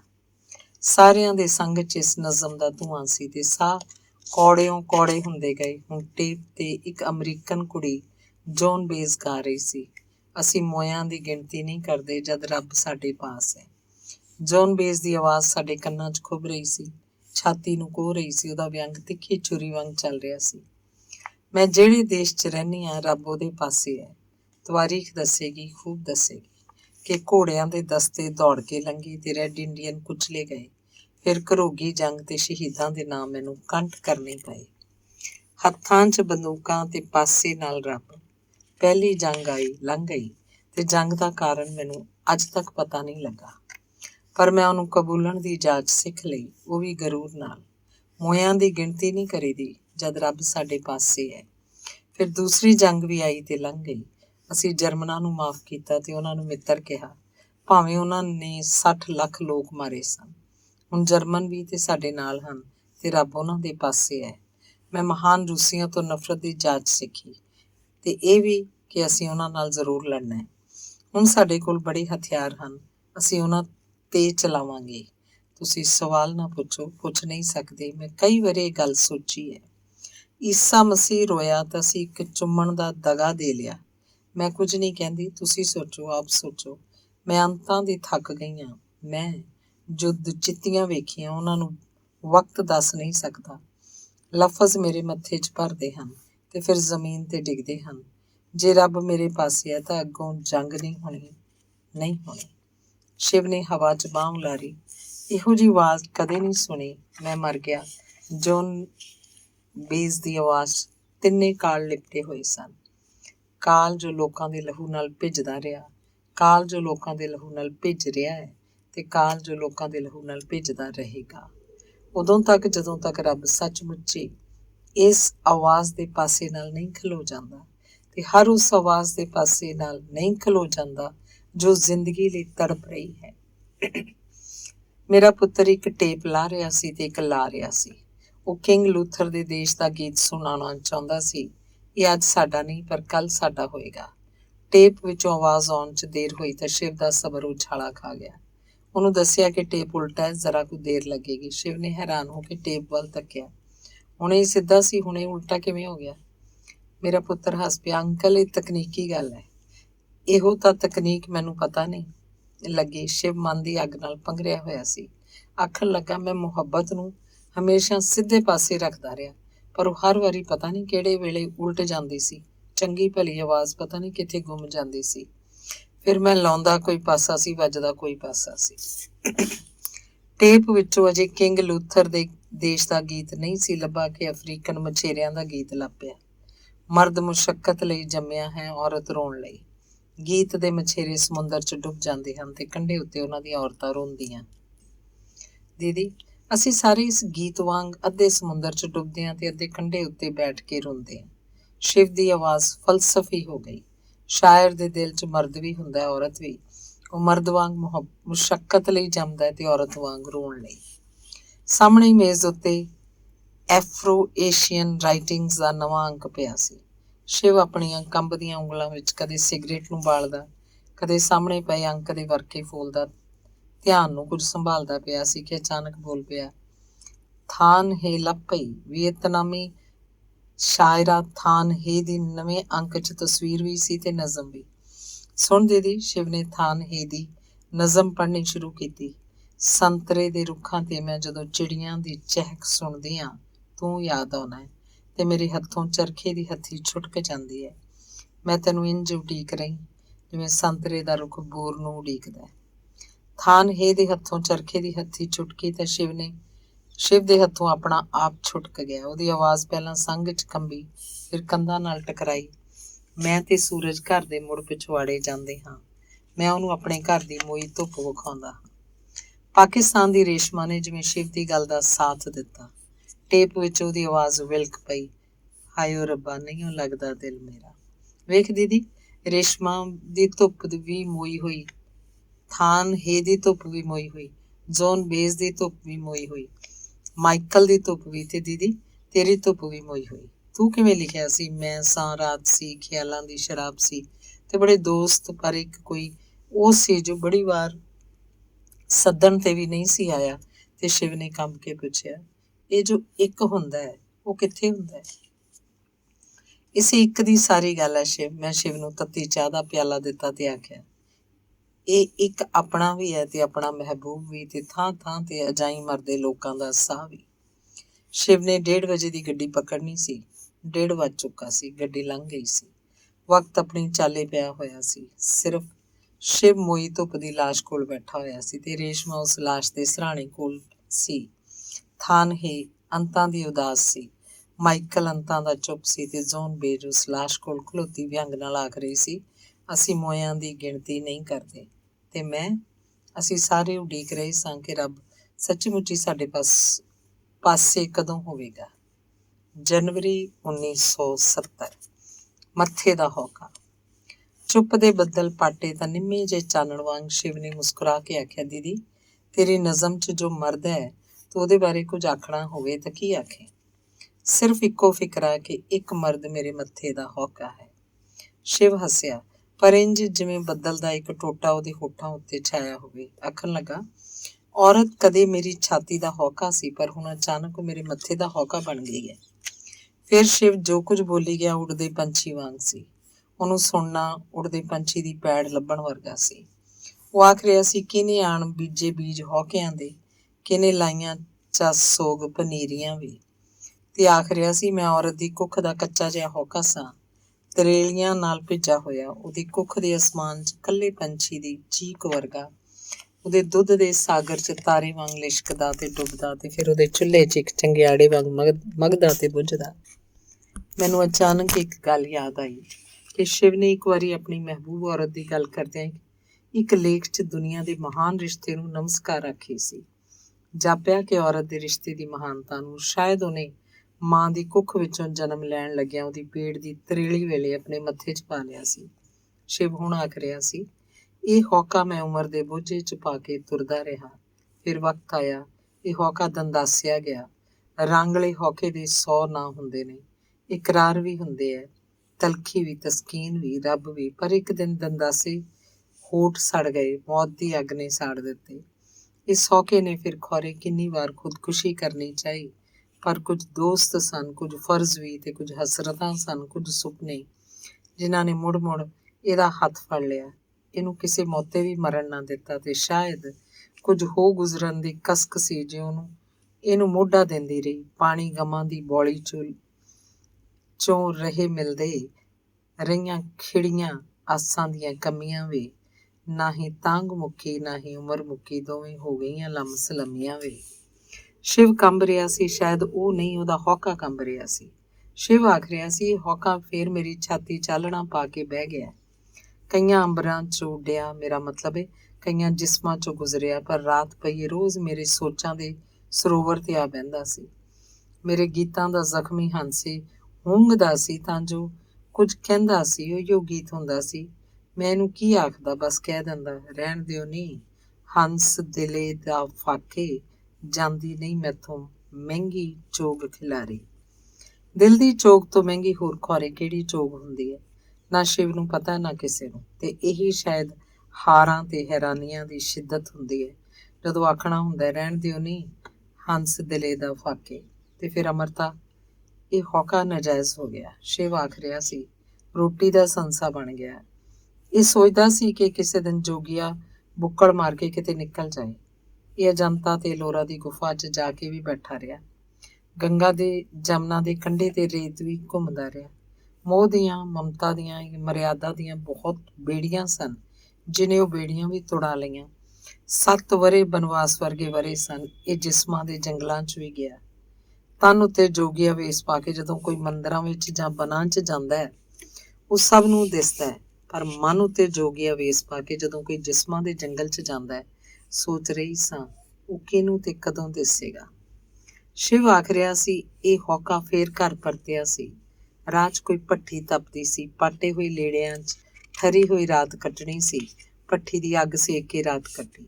ਇਹ ਭੱਠੀ ਜ਼ਿੰਦਗੀ ਦਾ ਚਿੰਨ੍ਹ ਵੀ ਬਣ ਗਈ, ਮੌਤ ਦਾ ਵੀ। ਉਸ ਦਿਨ ਪਤਾ ਨਹੀਂ ਸੀ ਲੱਗਦਾ ਕਿ ਅੱਗ ਦੇ ਹੱਥ ਪੈਰ ਸੇਕ ਕੇ ਸਿਰ ਤੋਂ ਰਾਤ ਟਪਾ ਲਵਾਂ ਕਿ ਉਹਦੀ ਅੱਗ 'ਚ ਬਲ ਜਾਵਾਂ। ਇਹ ਸ਼ਾਇਦ 1957 ਦੀ ਗੱਲ ਸੀ। ਸ਼ਿਵ ਉਦੋਂ 20-21 ਦਾ ਹੋਏਗਾ। ਜਾਪਿਆ ਸ਼ਾਇਦ ਇਸੇ ਉਮਰ ਉਹਨੇ ਮਨ ਦੀ ਅੱਗ ਦਾ ਭੇਦ ਪਾਇਆ ਸੀ। ਭੱਠੀ ਦੀ ਅੱਗ ਵਾਂਗ ਕਿ ਉਹ ਇਸ ਅੱਗ ਦੀ ਲਾਟ 'ਚ ਬਲ ਮੁੱਕੇ ਕਿ ਇਹਦੇ ਉੱਤੇ ਆਪਣੀਆਂ ਹਸਰਤਾਂ ਦੇ ਕੱਚੇ ਦਾਣਿਆਂ ਨੂੰ ਭੁੰਨ ਕੇ ਕੁਝ ਖਿੜਾ ਦੇਵੇ ਕਿਰਤਾਂ ਦੇ ਰੂਪ ਵਿੱਚ। ਮੈਨੂੰ ਨਹੀਂ ਸੀ ਪਤਾ ਇਹ ਹੌਕਾ ਕਦੇ ਮੇਰਾ ਗੀਤ ਬਣ ਨਿਬੜੇਗਾ। ਤੇ ਸ਼ਿਵ ਨੇ ਕਿਹਾ ਮੈਂ ਘਰ ਪਰਤਿਆ, ਪਰ ਮਾਂ ਤੋਂ ਬਿਨਾਂ ਸਾਰੀਆਂ ਹੀ ਅੱਖਾਂ ਨਾਵਾਕਫ ਸਨ। ਤਾਈਓ ਖੌਰੇ ਉਸੇ ਦਾ ਨਾਂ ਲੈ ਕੇ ਗੀਤ ਲਿਖਦਾ ਰਿਹਾ। ਮਾਏ ਨੀ ਮਾਏ ਮੇਰੇ ਗੀਤਾਂ ਦੇ ਨੈਣਾਂ 'ਚ ਬਿਰਹੋਂ ਦੀ ਰੜਕ ਪਵੇ। ਅੱਧੀ ਅੱਧੀ ਰਾਤੀ ਉੱਠ ਰੋਣ ਮੋਏ ਮਿੱਤਰਾਂ ਨੂੰ, ਮਾਏ ਸਾਨੂੰ ਨੀਂਦ ਨਾ ਪਵੇ। ਮੈਂ ਗੁਆਚੀਆਂ ਅੱਖਾਂ ਨਾਲ ਰਜਾਈ ਨੂੰ ਨਗੰਦਦੀ ਮਾਂ ਦੀ ਕੰਧੂਈ ਵੱਲ ਦੇਖ ਤੱਕਦਾ ਰਹਿੰਦਾ। ਮਾਂ ਚਰਖੇ ਦੀ ਗਿੱਝ ਨੂੰ ਤੇਲ ਦਿੰਦੀ, ਕੋਹਰਾ ਸੂਤਰ ਕੌਲੀ 'ਚ ਭਿਉਂਦੀ। ਮੈਨੂੰ ਅਜੇ ਤੱਕ ਉਸ ਕੌੜੇ ਤੇਲ ਦੀ ਹਵਾੜ ਤੋਂ ਲੈ ਕੇ ਭਿੱਜੇ ਸੂਤਰ ਦੀ ਮਹਿਕ ਤੱਕ ਯਾਦ ਹੈ। ਉਹ ਚੀਚੀ ਵੀ ਜਿਹਦੇ ਹੁਲਾਰੇ ਉੱਤੇ ਉਹ ਤੰਦ ਬੁਲਾਉਂਦੀ ਸੀ। ਤਰਕਾਲਾਂ ਪੈਂਦੀਆਂ ਤਾਂ ਹੋਠਾਂ ਵਿੱਚ ਹੌਕੇ ਨੂੰ ਮੇਟ ਕੇ ਮੈਂ ਬੁੱਢੀ ਤਲਾਈ ਵਾਲੇ ਕੰਨ ਪਾਟੇ ਸਾਧ ਕੋਲ ਜਾ ਬਹਿੰਦਾ। ਅਚਾਨਕ ਮੈਨੂੰ ਸ਼ਿਵ ਦਾ ਉਹ ਗੀਤ ਚੇਤੇ ਆਇਆ ਜਿਹਦੇ ਵਿੱਚ ਉਹ ਕਹਿੰਦਾ ਹੈ ਨਾ ਝੰਗ ਛੁੱਟਿਆ ਨਾ ਕੰਨ ਪਾਟੇ, ਝੁੰਡ ਲੰਘ ਗਿਆ ਇੰਝ ਹੀਰਾਂ ਦਾ। ਜਾਪਿਆ ਕੰਨ ਪਾਟੇ ਰਾਂਝੇ ਦਾ ਉਹਦਾ ਰੂਪ ਜਿਹੜਾ ਉਹਦੇ ਮਨ 'ਚ ਵਸਿਆ ਹੋਇਆ ਸੀ। ਸ਼ਾਇਦ ਉਹ ਉਸੇ ਉਮਰ ਤੋਂ ਸਾਧਾਂ ਦੇ ਡੇਰੇ ਜਾ ਕੇ ਉਹਨੂੰ ਕਿਤੇ ਲੱਭਦਾ ਪਿਆ ਸੀ। ਆਪਣਾ ਉਹ ਰੂਪ ਵੀ ਤੇ ਉਹਦਾ ਸਬੱਬ ਕੋਈ ਹੀਰ ਵੀ। ਫਿਰ ਹੀਰ ਨਹੀਂ ਸੀ ਇਸ ਲਈ ਰੂਪ ਨਾ ਬਣਿਆ।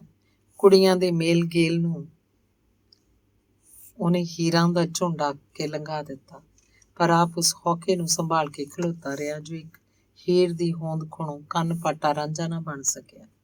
ਸੋਚ ਰਹੀ ਸਾਂ ਇਹ ਬਾਹਰੀ ਰੂਪ ਸੀ ਜੋ ਨਹੀਂ ਬਣਿਆ। ਇਹ ਵੀ ਤਨ ਦੇ ਭਗਵੇ ਵੇਸ ਵਰਗਾ ਸੀ, ਪਰ ਮਨ ਦੇ ਭਗਵੇ ਵੇਸ ਵਾਂਗ ਉਹਦੇ ਪਾਟੇ ਕੰਨ ਉਹਦੀ ਕਿਰਤ ਵਿੱਚ ਹਰ ਥਾਂ ਦਿਸਦੇ ਹਨ। ਮੈਂ ਤੇ ਸੂਰਜ ਬੈਠ ਕੇ ਜਦ ਫੇਰ ਗੱਲਾਂ ਕਰਦੇ ਹਾਂ, ਮੈਂ ਸੂਰਜ ਨੂੰ ਤੇਰੀ ਛਾਂ ਦੀ ਗੱਲ ਸੁਣਾਉਂਦਾ ਹਾਂ। ਹੀਰ ਦੀ ਹੋਂਦ ਹੁੰਦੀ, ਧੁੱਪ ਦੀ ਗੱਲ ਹੁੰਦੀ, ਅਣਹੋਂਦ ਦੀ ਗੱਲ ਸੀ, ਇਸ ਲਈ ਛਾਂ ਬਣ ਗਈ। ਤੇ ਜਿਹੜਾ ਸੂਰਜ ਨੂੰ ਕੋਲ ਬਹਾ ਕੇ ਆਪਣੀ ਛਾਂ ਦੀ ਗੱਲ ਸੁਣਾਉਂਦਾ ਹੈ ਉਹਦਾ ਵੈਰਾਗ ਕਿਹੋ ਜਿਹਾ।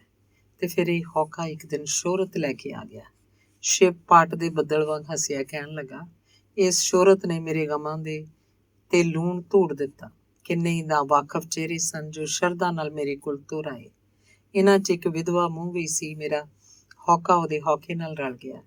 ਦੁਆਲੇ ਹੋਰ ਬੜੇ ਕੱਚੇ ਕੁਆਰੇ ਚਿਹਰੇ ਸਨ, ਮਹਿਕੇ ਹੋਏ ਖਿੜੇ ਹੋਏ, ਪਰ ਮੈਂ ਉਹਨਾਂ ਵੱਲ ਨਜ਼ਰ ਭਰ ਕੇ ਨਹੀਂ ਸਾਂ ਤੱਕਦਾ। ਉਹ ਲਾਲਚ ਮੇਰਾ ਧਰਮ ਨਹੀਂ ਸੀ।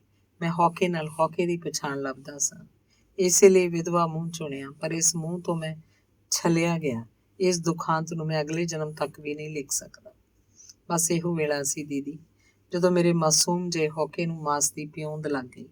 ਹੌਕੇ ਦਾ ਬੂਟਾ ਉਹੀ ਰਿਹਾ, ਪਰ ਫੁੱਲ ਹੋਰ ਰੰਗਾਂ ਦੇ ਖਿੜ ਪਏ। ਚਕੋਦਰੇ ਨੂੰ ਗਲਗਲ ਦੀ ਪਿਉਂਦ ਲੱਗ ਗਈ ਤੇ ਮੈਂ ਖੱਟਾ ਹੋ ਗਿਆ।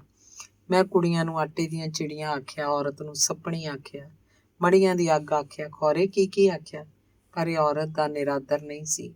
ਇਹ ਸਿਰਫ ਉਸ ਗਲਗਲ ਦੀ ਪਿਉਂਦ ਨਾਲ ਰੋਸ ਸੀ ਜਿਹਨੇ ਮੈਨੂੰ ਖੱਟਾ ਕਰ ਦਿੱਤਾ ਸੀ। ਇਹ ਮੇਰੇ ਇਸ਼ਕ ਦਾ ਉਲਾਂਭਾ ਸੀ। ਸ਼ਿਵ ਬਹੁਤ ਉਦਾਸ ਸੀ। ਉਦਾਸੀ ਦੇ ਬੱਦਲ ਕਦੇ ਪਾਟਦੇ ਵੀ ਸਨ। ਉਹ ਭੋਰਾ ਕਿਤੋਂ ਲਿਸ਼ਕਦਾ ਵੀ ਸੀ, ਪਰ ਬੱਦਲ ਮੁੜ ਕੇ ਰੌਂਦੇ ਸਨ। ਸ਼ਿਵ ਨੇ ਬੱਦਲਾਂ ਦੀ ਛਾਂ ਤੋਂ ਕਾਹਲਿਆਂ ਪੈ ਕੇ ਆਖਿਆ, ਪਰ ਲੋਕ ਸਮਝਦੇ ਨੇ ਮੈਂ ਔਰਤ ਨੂੰ ਤੇ ਸ਼ਿਵ ਦਾ ਗੱਚ ਜਿਹਾ ਭਰ ਗਿਆ। ਜਵਾਬ ਦਿੱਤਾ, ਜਿਹੜੇ 4 ਲਫ਼ਜ਼ਾਂ ਤੇ ਖਲੋਤੇ ਹੋਏ ਨੇ ਉਹਨਾਂ ਨੂੰ ਉੱਥੇ ਖਲੋਤੇ ਰਹਿਣ ਦੇ, ਤੂੰ ਅੱਗੇ ਲੰਘ ਆਇਆ ਹੈ, ਅੱਗੇ ਤੁਰੀ ਜਾ। ਪਰ ਉਹ ਬੱਦਲਾਂ ਦੀ ਛਾਂ ਹੇਠ ਸ਼ਿਵ ਦਾ ਹੱਥ ਕੰਬਿਆ। ਪਿੱਛੇ ਮੁੜ ਕੇ ਕਿਉਂ ਵੇਖਦਾ ਹੈ? ਜੋ ਨਿੰਦਿਆ ਦੇ ਪੜਾਅ ਤੇ ਆ ਕੇ ਹੀ ਖਲੋ ਗਏ ਨੇ ਉਹਨਾਂ ਨੂੰ ਖਲੋਤੇ ਰਹਿਣ ਦੇ, ਤੂੰ ਵਕਤ ਵਾਂਗ ਅੱਗੇ ਲੰਘ ਜਾ। ਉਦਾਸੀ ਦੇ ਬੱਦਲ ਪਾਟ ਗਏ। ਸ਼ਿਵ ਧੁੱਪ ਦੀ ਲੀਕ ਵਾਂਗ ਹੱਸਿਆ ਤੇ ਕਹਿਣ ਲੱਗਾ, ਬੁੱਢੀ ਤਲਾਈ ਵਾਲਾ ਸਾਧ ਜਦੋਂ ਕਹਾਣੀਆਂ ਸੁਣਾਉਂਦਾ ਸੀ ਤਾਂ ਉਹਨਾਂ ਕਹਾਣੀਆਂ ਵਿੱਚ ਕਿਸੇ ਨੂੰ ਇਹੋ ਨਸੀਹਤ ਦਿੱਤੀ ਹੁੰਦੀ ਸੀ ਕਿ ਫਲਾਣੇ ਰੁੱਖ ਤੋਂ ਫਲਾਣਾ ਫਲ ਤੋੜੀ ਤੇ ਫਿਰ ਸਿੱਧਾ ਤੁਰ ਪਵੇਂ, ਪਿੱਛੇ ਮੁੜ ਕੇ ਨਾ ਵੇਖੀ। ਤੂੰ ਸੱਚ ਕਹਿੰਦੀ ਹੈ ਦੀਦੀ, ਮੈਨੂੰ ਪਿੱਛੇ ਮੁੜ ਕੇ ਨਹੀਂ ਵੇਖਣਾ ਚਾਹੀਦਾ। ਧੁੱਪ ਸੀ ਪਰ ਧੁੱਪ ਦਾ ਸੇਕ ਬਹੁਤਾ ਨਹੀਂ ਸੀ। ਸ਼ਿਵ ਨੇ ਕੁਝ ਨਿੰਮੋ ਝੂਣ ਆਖਿਆ, ਜੇ ਕੋਈ ਦਿਲ ਵਾਲੀ ਹੁੰਦੀ, ਕੌਲਾਂ ਵਾਲੀ ਹੁੰਦੀ, ਕਾਹਨੂੰ ਕਦੇ ਕੋਈ ਉਲਾਂਭਾ ਦਿੰਦਾ। ਸੋਚ ਰਹੀ ਸਾਂ ਇਸੇ ਉਲਾਂਭੇ ਨੂੰ ਲਾਉਣ ਲਈ ਸ਼ਾਇਦ ਸ਼ਿਵ ਨੇ ਫਿਰ ਲੂਣਾ ਲਿਖੀ। ਪਿਉਂਦ ਖੱਟੀ ਸੀ, ਫਿਰ ਵੀ ਬੂਟੇ ਦੀ ਆਪਣੀ ਜ਼ਾਤ ਸੀ, ਜ਼ਾਤ ਗੁਆਚਦੀ ਨਹੀਂ। ਜਿਹੜੇ ਸ਼ਿਵ ਨੇ ਮਾਂ ਦੇ ਪਰਸੂਤ ਦੀ ਤਰੇਲੀ ਨੂੰ ਪਿਆਰ ਕੀਤਾ ਤੇ ਜਿਹਦਾ ਜਵਾਨ ਹੁੰਦਾ ਹੌਕਾ ਔਰਤ ਦੇ ਹੁਸਨ ਨਾਲ ਦੰਦਾਸਿਆ ਗਿਆ, ਉਹ ਕਿਸੇ ਤਜਰਬੇ ਦੀ ਕੌੜ ਨੂੰ ਉਲਾਂਭਾ ਵੀ ਦੇਏਗਾ ਤਾਂ ਕੀ ਦੇਏਗਾ? ਉਲਾਂਭਾ 4 ਲਫ਼ਜ਼ਾਂ ਦਾ, ਪਰ ਹੌਕਾ ਛਾਤੀ ਦਾ, ਤੇ ਛਾਤੀ ਦਾ ਹੌਕਾ ਵੀ ਸ਼ਾਇਦ ਵੇਲਾ ਪਾ ਕੇ ਉਹਦੇ ਮੱਥੇ ਦਾ ਹੌਕਾ ਬਣ ਰਿਹਾ ਹੈ। ਜਾਣਦੀ ਹਾਂ, ਜਿਹੜਾ ਸ਼ਿਵ ਇਸੇ ਪਲ ਵੇਖ ਰਹੀਆਂ ਉਹ ਸ਼ਾਇਦ ਇਸੇ ਇੱਕ ਪਲ ਦਾ ਸ਼ਿਵ ਸੀ। ਇਹ ਅਨੰਤ ਪਲਾਂ 'ਚੋਂ ਟੁੱਟਿਆ ਹੋਇਆ ਇੱਕ ਪਲ ਸੀ ਤੇ ਸ਼ਾਇਦ ਸ਼ਿਵ ਨੇ ਵੀ ਇਸੇ ਪਲ ਦੇ ਸ਼ਿਵ ਨੂੰ ਹੈਰਾਨ ਹੋ ਕੇ ਵੇਖਿਆ। ਪਰ ਪਲ ਦੀ ਹੋਂਦ ਵੀ ਇੱਕ ਸੱਚਾਈ ਹੁੰਦੀ ਹੈ, ਭਾਵੇਂ ਉਹ ਵਰ੍ਹਿਆਂ ਦੀ ਮੁਖਾਲਫ ਗਵਾਹੀ ਅੱਗੇ ਕੁਝ ਕਹਿਣ ਜੋਗੀ ਨਹੀਂ ਹੁੰਦੀ। ਹੁਣੇ ਲੰਦਨ 'ਚ ਜਦੋਂ ਪਾਕਿਸਤਾਨ ਦੇ ਅਦੀਬ ਮਿਲੇ, ਗੱਲਾਂ 'ਚੋਂ ਇੱਕ ਗੱਲ ਇਹ ਵੀ ਸੀ, ਪਿੱਛੇ ਜੇ ਤੁਹਾਡਾ ਪੰਜਾਬੀ ਦਾ ਇੱਕ ਸ਼ਾਇਰ ਇੱਥੇ ਆਇਆ ਹੋਇਆ ਸੀ। ਹਾਂ, ਸ਼ਿਵ ਕੁਮਾਰ ਆਇਆ ਸੀ, ਤੁਸੀਂ ਉਹਨੂੰ ਮਿਲੇ? ਟੈਲੀਵਿਜ਼ਨ ਤੇ ਵੇਖਿਆ ਸੀ। ਜੋ ਕੁਝ ਉਹ ਆਪਣੇ ਬਾਰੇ ਬੋਲਿਆ ਨਹਾਇਤ ਘਟੀਆ ਸੀ। ਏਡੇ ਘਟੀਆ ਸ਼ਾਇਰ ਨੂੰ ਅਸੀਂ ਕਾਹਨੂੰ ਮਿਲਣਾ ਸੀ? ਉਹ ਸਾਡਾ ਵਧੀਆ ਸ਼ਾਇਰ ਹੈ, ਅਸੀਂ ਬਿਲਕੁਲ ਨਹੀਂ ਮੰਨ ਸਕਦੇ। ਇੰਟਰਵਿਊ ਵਿੱਚ ਉਹ ਹਰ ਗੱਲ ਘਟੀਆ ਕਰਦਾ ਸੀ। ਉਹਨੂੰ ਆਪਣਾ ਤਾਰੁਫ ਕਰਾਉਣਾ ਨਹੀਂ ਆਉਂਦਾ, ਉਹਦਾ ਤਾਰੁਫ ਕਿਸੇ ਹੋਰ ਨੂੰ ਕਰਾਉਣਾ ਚਾਹੀਦਾ ਹੈ, ਬਲਵੰਤ ਗਾਰਗੀ ਨੂੰ ਜਾਂ ਮੈਨੂੰ। ਉਹ ਆਪ ਜੋ ਕੁਝ ਬੋਲਦਾ ਤੁਸੀਂ ਉਹਦੇ ਤੋਂ ਉਹਦੀ ਸ਼ਾਇਰੀ ਦਾ ਅੰਦਾਜ਼ਾ ਨਾ ਲਾਓ। ਪਰ ਲੰਦਨ 'ਚ ਰਹਿੰਦੇ ਪੰਜਾਬੀਆਂ ਨੂੰ ਉਹਦੀ ਸ਼ਾਇਰੀ ਬਾਰੇ ਕੁਝ ਆਖਣ ਦੀ ਲੋੜ ਨਹੀਂ ਸੀ। ਸਾਰੇ ਉਹਨੂੰ ਵਧੀਆ ਸ਼ਾਇਰ ਮੰਨਦੇ ਸਨ। ਤਾਂ ਵੀ ਉਹਨਾਂ ਮੇਰੇ ਅੱਗੇ ਦੁੱਖ ਸੁੱਖ ਫੋਲੇ ਤੇ ਉੱਥੇ ਸ਼ਿਵ ਕੁਮਾਰ ਜੋ ਮੇਰੇ ਬਾਰੇ ਆਖ ਆਇਆ ਸੀ ਉਹ ਵੀ ਸੁਣਾਇਆ ਤੇ ਛਪਿਆ ਵਿਖਾਇਆ। ਅਮਰਤਾ ਪੈਸੇ ਕਮਾਉਣ ਲਈ ਨਾਵਲ ਲਿਖਦੀ ਹੈ। ਅੱਜ ਕੱਲ੍ਹ ਯੂਗੋਸਲਾਵੀਆ ਆਈ ਹੋਈ ਹੈ, ਇੱਥੇ ਲੰਦਨ ਵਿੱਚ ਵੀ ਆਏਗੀ। ਇਹ ਉਹਦਾ ਕਮਰਸ਼ੀਅਲ ਟੂਰ ਹੈ। ਤੇ ਉਹਨਾਂ ਮੈਨੂੰ ਹੱਸ ਕੇ ਪੁੱਛਿਆ, ਤੂੰ ਯੂਗੋਸਲਾਵੀਆ, ਚੈਕੋਸਲੋਵਾਕੀਆ ਤੇ ਪੈਰਿਸ 'ਚ ਕਿੰਨੇ ਪੈਸੇ ਕਮਾਏ? ਘਰੋਂ ਆਉਣ ਲੱਗਿਆਂ 3600 ਰੁਪਏ ਦਾ ਸਰਕਾਰ ਕੋਲੋਂ ਵਿਦੇਸ਼ੀ ਸਿੱਕਾ ਖਰੀਦਿਆ ਸੀ, ਉਹ ਆਪਣੇ ਪੱਲਿਓਂ ਖਰਚ ਕੇ ਵਾਪਸ ਜਾ ਰਹੀ ਹੈ। ਤੂੰ ਲੰਦਨ 'ਚ ਸ਼ਿਵ ਵਾਂਗ ਨਜ਼ਮਾਂ ਕਿਉਂ ਨਹੀਂ ਪੜ੍ਹਦੀ? ਬਹੁਤ ਪੈਸੇ ਇਕੱਠੇ ਹੋ ਜਾਣਗੇ। ਮੈਂ ਪੈਸੇ ਇਕੱਠੇ ਕਰਨ ਲਈ ਨਹੀਂ ਆਈ। BBC ਨੇ ਮੇਰੀਆਂ 7 ਰਿਕਾਰਡਿੰਗਸ ਕੀਤੀਆਂ ਨੇ, ਉਹਨਾਂ 43 ਪਾਉਂਡ ਦੇ ਦਿੱਤੇ ਨੇ ਟੈਕਸ ਕੱਟ ਕੇ। ਇੱਥੇ ਖਰਚਣ ਲਈ ਉਹ 43 ਪਾਉਂਡ ਬਥੇਰੇ ਨੇ। ਫਿਰ ਤੇਰਾ ਇਹ ਸਫ਼ਰ ਕਮਰਸ਼ੀਅਲ ਕਿਵੇਂ ਹੋਇਆ? ਉਹ ਪੁੱਛ ਰਹੇ ਸਨ। ਹੱਸ ਛੱਡਿਆ। ਕੋਈ ਪੈਸੇ ਨਾਲ ਅਮੀਰ ਹੁੰਦਾ ਹੈ? ਕੋਈ ਮਾਨਸਿਕ ਤੌਰ ਤੇ ਮੈਂ ਤਜਰਬਿਆਂ ਨਾਲ ਅਮੀਰ ਹੋ ਕੇ ਜਾ ਰਹੀ ਸੀ। ਸੋ ਸ਼ਿਵ ਠੀਕ ਹੀ ਆਖਦਾ ਹੈ। ਸ਼ਿਵ ਦੇ ਕਮਰਸ਼ੀਅਲ ਜਿਹੇ ਲਫ਼ਜ਼ਾਂ ਨੂੰ ਜੇ ਕੋਈ ਨਵੇਂ ਅਰਥ ਦੇ ਸਕੇ ਤਾਂ ਉਹਦਾ ਆਖਿਆ ਬਹੁਤ ਕੁਝ ਗੈਰ ਜ਼ਿੰਮੇਵਾਰ ਤੋਂ ਜ਼ਿੰਮੇਵਾਰ ਬਣਾਇਆ ਜਾ ਸਕਦਾ।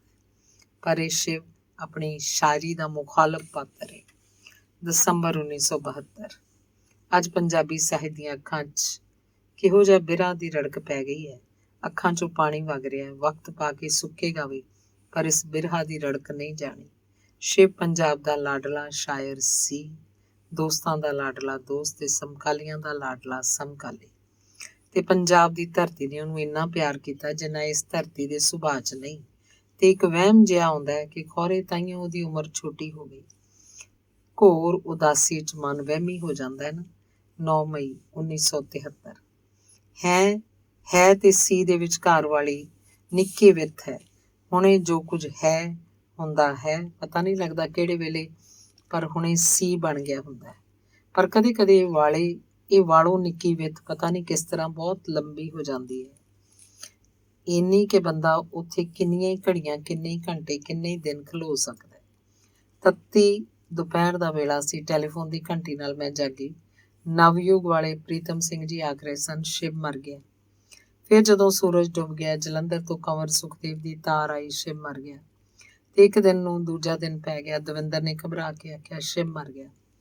ਕੇਵਲ ਸੂਦ ਨੇ ਲੱਥੇ ਹੋਏ ਮੂੰਹ ਨਾਲ ਆ ਕੇ ਆਖਿਆ, ਸ਼ਿਵ ਮਰ ਗਿਆ। ਮੀਸ਼ਾ ਦਾ ਤੇ ਬਲਵੰਤ ਦਾ ਫੋਨ ਆਇਆ, ਸ਼ਿਵ ਮਰ ਗਿਆ। ਚੰਡੀਗੜ੍ਹ ਤੋਂ ਮਨਮੋਹਨ ਸਿੰਘ ਦਾ ਫੋਨ ਆਇਆ, ਸ਼ਿਵ ਮਰ ਗਿਆ। ਸਾਹਿਤ ਅਕੈਡਮੀ ਤੋਂ ਫੋਨ ਆਇਆ, ਉਹਦੀ ਬੀਵੀ ਦਾ ਪਤਾ ਦੱਸੋ, ਤਾਰ ਭੇਜਣੀ ਹੈ, ਸ਼ਿਵ ਮਰ ਗਿਆ। ਪੂਰੇ 2 ਦਿਨ ਲੰਘ ਗਏ। ਮੌਤ ਦੀ ਗੱਲ ਸੀ, ਪਰ ਉਹਦੇ ਵਿੱਚ ਅਜੇ ਹੈ ਆਉਂਦਾ ਸੀ। ਸ਼ਾਇਦ ਇਸ ਲਈ ਮੈਨੂੰ ਰੋਣ ਨਹੀਂ ਆਇਆ। ਮੈਂ ਉਸ ਵਾਲੋਂ ਨਿੱਕੀ ਵਿੱਥ ਉੱਤੇ ਖਲੋਤੀ ਸੀ, ਜਿੱਥੋਂ ਲੰਘ ਕੇ ਸ਼ਿਵ ਅਜੇ ਹੈ ਤੇ ਸੀ ਨਹੀਂ ਸੀ ਬਣਿਆ। ਸ਼ਾਇਦ ਹੋਰਾਂ ਲਈ ਬਣ ਗਿਆ ਸੀ, ਪਰ ਮੇਰੇ ਲਈ ਨਹੀਂ ਸੀ ਬਣਿਆ। ਤੇ ਫਿਰ ਤੀਜੇ ਦਿਨ ਅਖਬਾਰ 'ਚ ਖਬਰ ਪੜ੍ਹੀ ਤਾਂ ਵੇਖਿਆ ਉਹਦੇ 'ਚ ਉਹਦਾ ਨਾਂ ਸੀ ਨਾਲ ਜੁੜ ਗਿਆ ਹੋਇਆ ਸੀ। ਤੇ ਅਚਾਨਕ ਅਜਿਹਾ ਰੋਣ ਆਇਆ, ਅੱਖਾਂ ਤੋਂ ਥੰਮਿਆ ਨਾ ਜਾਏ ਕਿ ਹੁਣ ਜਦੋਂ ਸ਼ਿਵ ਦੀ ਗੱਲ ਕਰਾਂਗੇ ਹਮੇਸ਼ਾ ਸੀ ਆਖ ਕੇ ਕਰਾਂਗੇ। ਰੋਜ਼ ਜਿਹੜਾ ਖਤ ਖੋਲ੍ਹਦੀ ਆ ਸ਼ਿਵ ਬਾਰੇ ਹੈ। ਇਹ ਸਾਰੇ ਲੋਕ ਉਹਦੇ ਕੌਣ ਸਨ? ਕਈਆਂ ਨੇ ਤਾਂ ਮਸਾਂ ਉਹਨੂੰ ਇੱਕ ਅੱਧ ਵਾਰ ਵੇਖਿਆ ਹੋਏਗਾ, ਪਰ ਸਾਰੇ ਇੰਜ ਵਿਲਕ ਉੱਠੇ ਹਨ ਜਿਵੇਂ ਕਿਸੇ ਨੇ ਉਹਨਾਂ ਦੇ ਆਪਣੇ ਕਲੇਜੇ 'ਚੋਂ ਰੁੱਗ ਭਰ ਲਿਆ ਹੋਵੇ। ਕਮਬਖਤ ਗੈਰਾਂ ਤੋਂ ਗੈਰਾਂ ਦੇ ਕਲੇਜੇ 'ਚ ਵੀ ਆਪਣੇ ਲਈ ਇੱਕ ਥਾਂ ਰਾਖਵੀਂ ਰੱਖ ਗਿਆ। ਦਿੱਲੀ ਯੂਨੀਵਰਸਿਟੀ ਮੈਨੂੰ ਡੀ.ਲਿਟ ਦੀ ਆਨਰਰੀ ਡਿਗਰੀ ਦੇ ਰਹੀ ਹੈ, ਇਸ ਲਈ ਅਖਬਾਰਾਂ 'ਚ ਇਹ ਖਬਰ ਪੜ੍ਹ ਕੇ ਹਰ ਵੇਲੇ ਕਿਸੇ ਨਾ ਕਿਸੇ ਦਾ ਫੋਨ ਆ ਰਿਹਾ ਹੈ ਤੇ ਮੁਬਾਰਕ ਦਾ ਲਫ਼ਜ਼ ਅਗਲੇ ਦੇ ਮੂੰਹ 'ਚ ਹੁੰਦਾ ਹੈ ਕਿ ਮੇਰੇ ਮੂੰਹੋਂ ਨਿਕਲ ਉੱਠਦਾ ਹੈ, ਪਰ ਸ਼ਿਵ ਮਰ ਗਿਆ। ਤੇ ਹਰ ਕਿਸੇ ਦੇ ਮੂੰਹ 'ਚ ਆਇਆ ਇਹ ਲਫ਼ਜ਼ ਮੁਰਝਾ ਜਾਂਦਾ ਹੈ।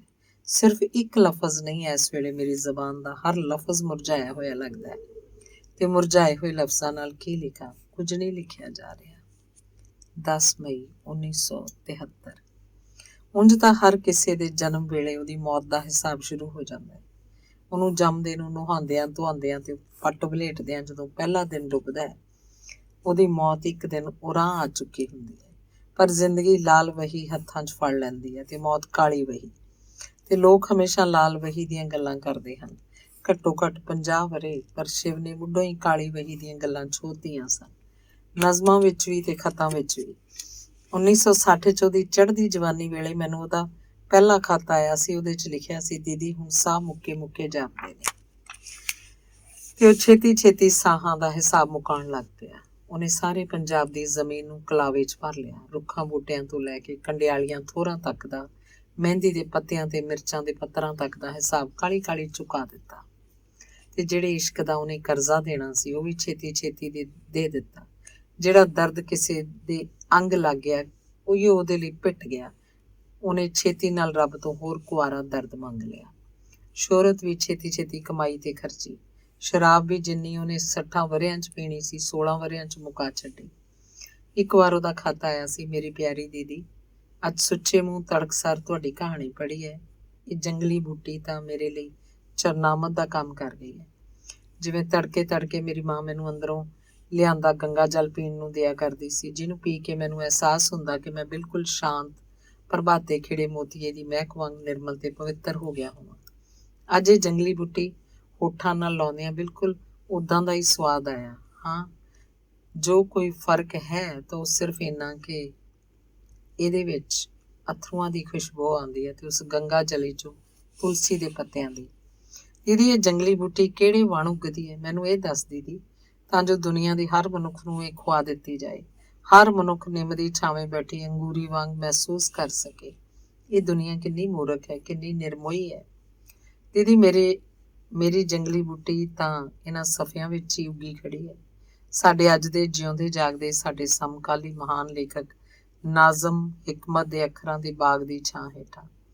ਵੇਖੀਏ ਦੀਦੀ ਕਿ ਨਹੀਂ? ਪਰ ਦੀਦੀ ਇਹ ਜੰਗਲੀ ਬੂਟੀ ਕਿਹੋ ਜਿਹੀ ਹੈ?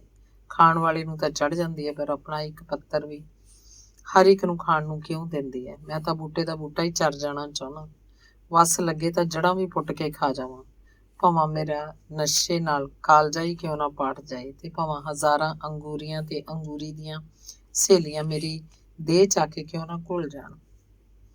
ਇਹ 4 ਜੂਨ 1963 ਦਾ ਖਤ ਹੈ, ਪਰ ਅੱਜ ਆਪਣੀ ਸਾਰੀ ਤਪਸ਼ ਦਾ ਭੇਦ ਖੋਲ ਰਿਹਾ। ਇਸ ਖਤ ਵਾਲਾ ਸ਼ਿਵ ਹੁਨਰ ਦੀ, ਇਸ਼ਕ ਦੀ, ਸ਼ੋਹਰਤ ਦੀ ਤੇ ਉਮਰ ਦੀ ਜੰਗਲੀ ਬੂਟੀ ਨੂੰ ਪੱਤੀ ਪੱਤੀ ਕਰਕੇ ਨਹੀਂ, ਸਣ ਟਹਿਣੀ ਸਣ ਜੜੀ ਖਾ ਰਿਹਾ ਸੀ। ਤੇ ਉਹਦਾ ਪਤਾ ਸੀ ਕਿ ਉਹਨੇ ਇਹਨੂੰ ਜ਼ਰੂਰ ਖਾਣਾ ਹੈ, ਭਾਵੇਂ ਨਸ਼ੇ ਨਾਲ ਉਹਦਾ ਕਾਲਜਾ ਹੀ ਕਿਉਂ ਨਾ ਪਟ ਜਾਏ। ਮੌਤ ਦੀ ਕਾਲੀ ਵਹੀ 'ਚੋਂ ਉਹਨੇ ਪਤਾ ਨਹੀਂ ਕਿਹੜਾ ਹਿਸਾਬ ਪੜ੍ਹਿਆ ਸੀ। ਉਹਨੂੰ ਸਭ ਕੁਝ ਛੋਹ ਲੈਣ ਦੀ ਤੇ ਮੁਕਾ ਲੈਣ ਦੀ ਬੜੀ ਕਾਹਲ ਸੀ। ਅੱਜ ਉਹਦਾ ਇੱਕ ਖੱਤ ਲੱਭਾ 1961 ਦਾ, 23 ਫਰਵਰੀ 1961 ਦਾ।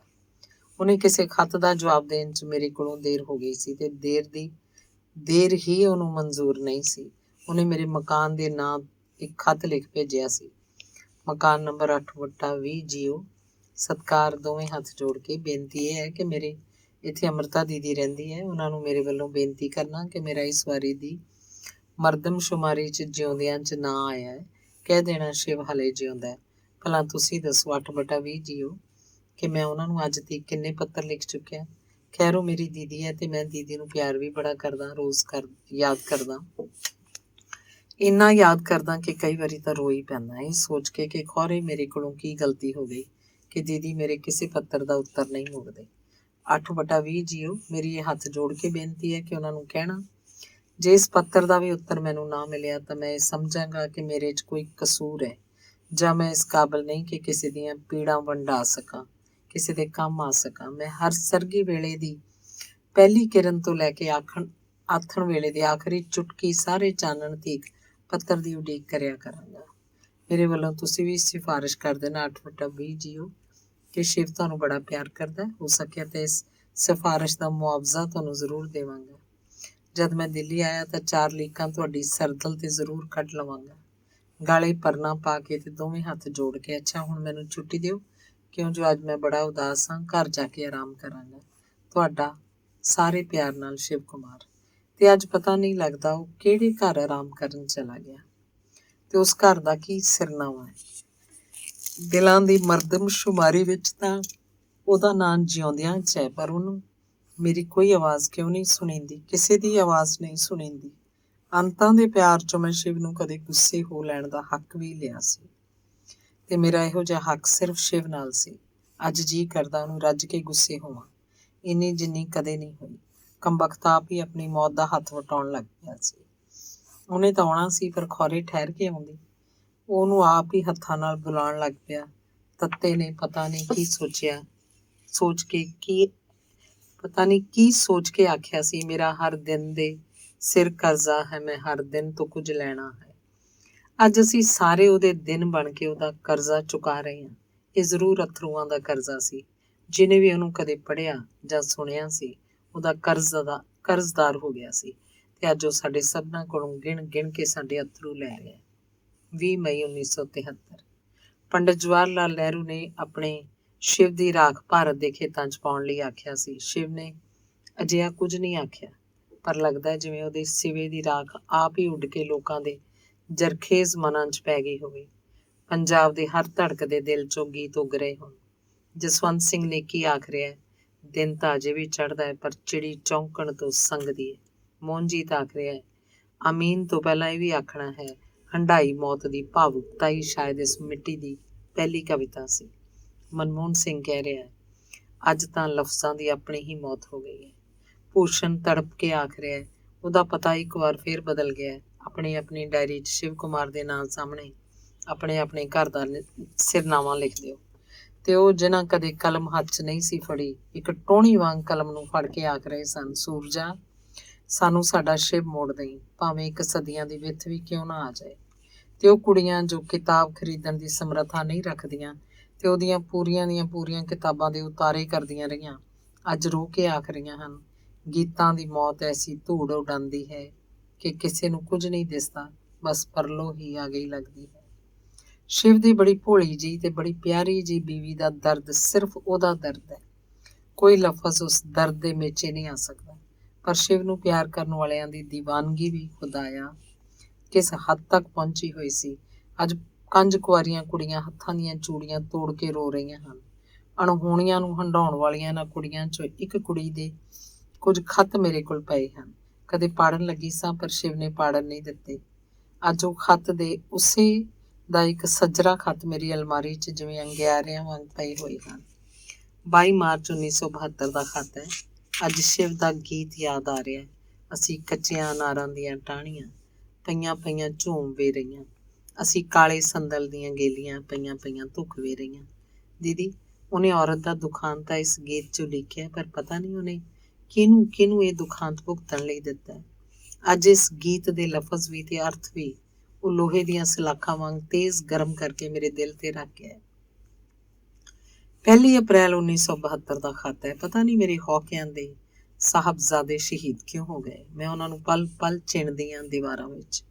24 ਨਵੰਬਰ 1972 ਦਾ ਖਤ ਹੈ। ਇੱਕ ਖਤ ਲਿਖਿਆ, ਦੂਜਾ ਲਿਖਿਆ, ਨਾ ਡਾਕ 'ਚ ਪਾ ਸਕੀ ਨਾ ਪਾੜ ਸਕੀ। ਇਵੇਂ ਜਿਵੇਂ ਮੇਰਾ ਖਤ ਨਾ ਹੋਵੇ, ਉਹਦਾ ਹੋਵੇ।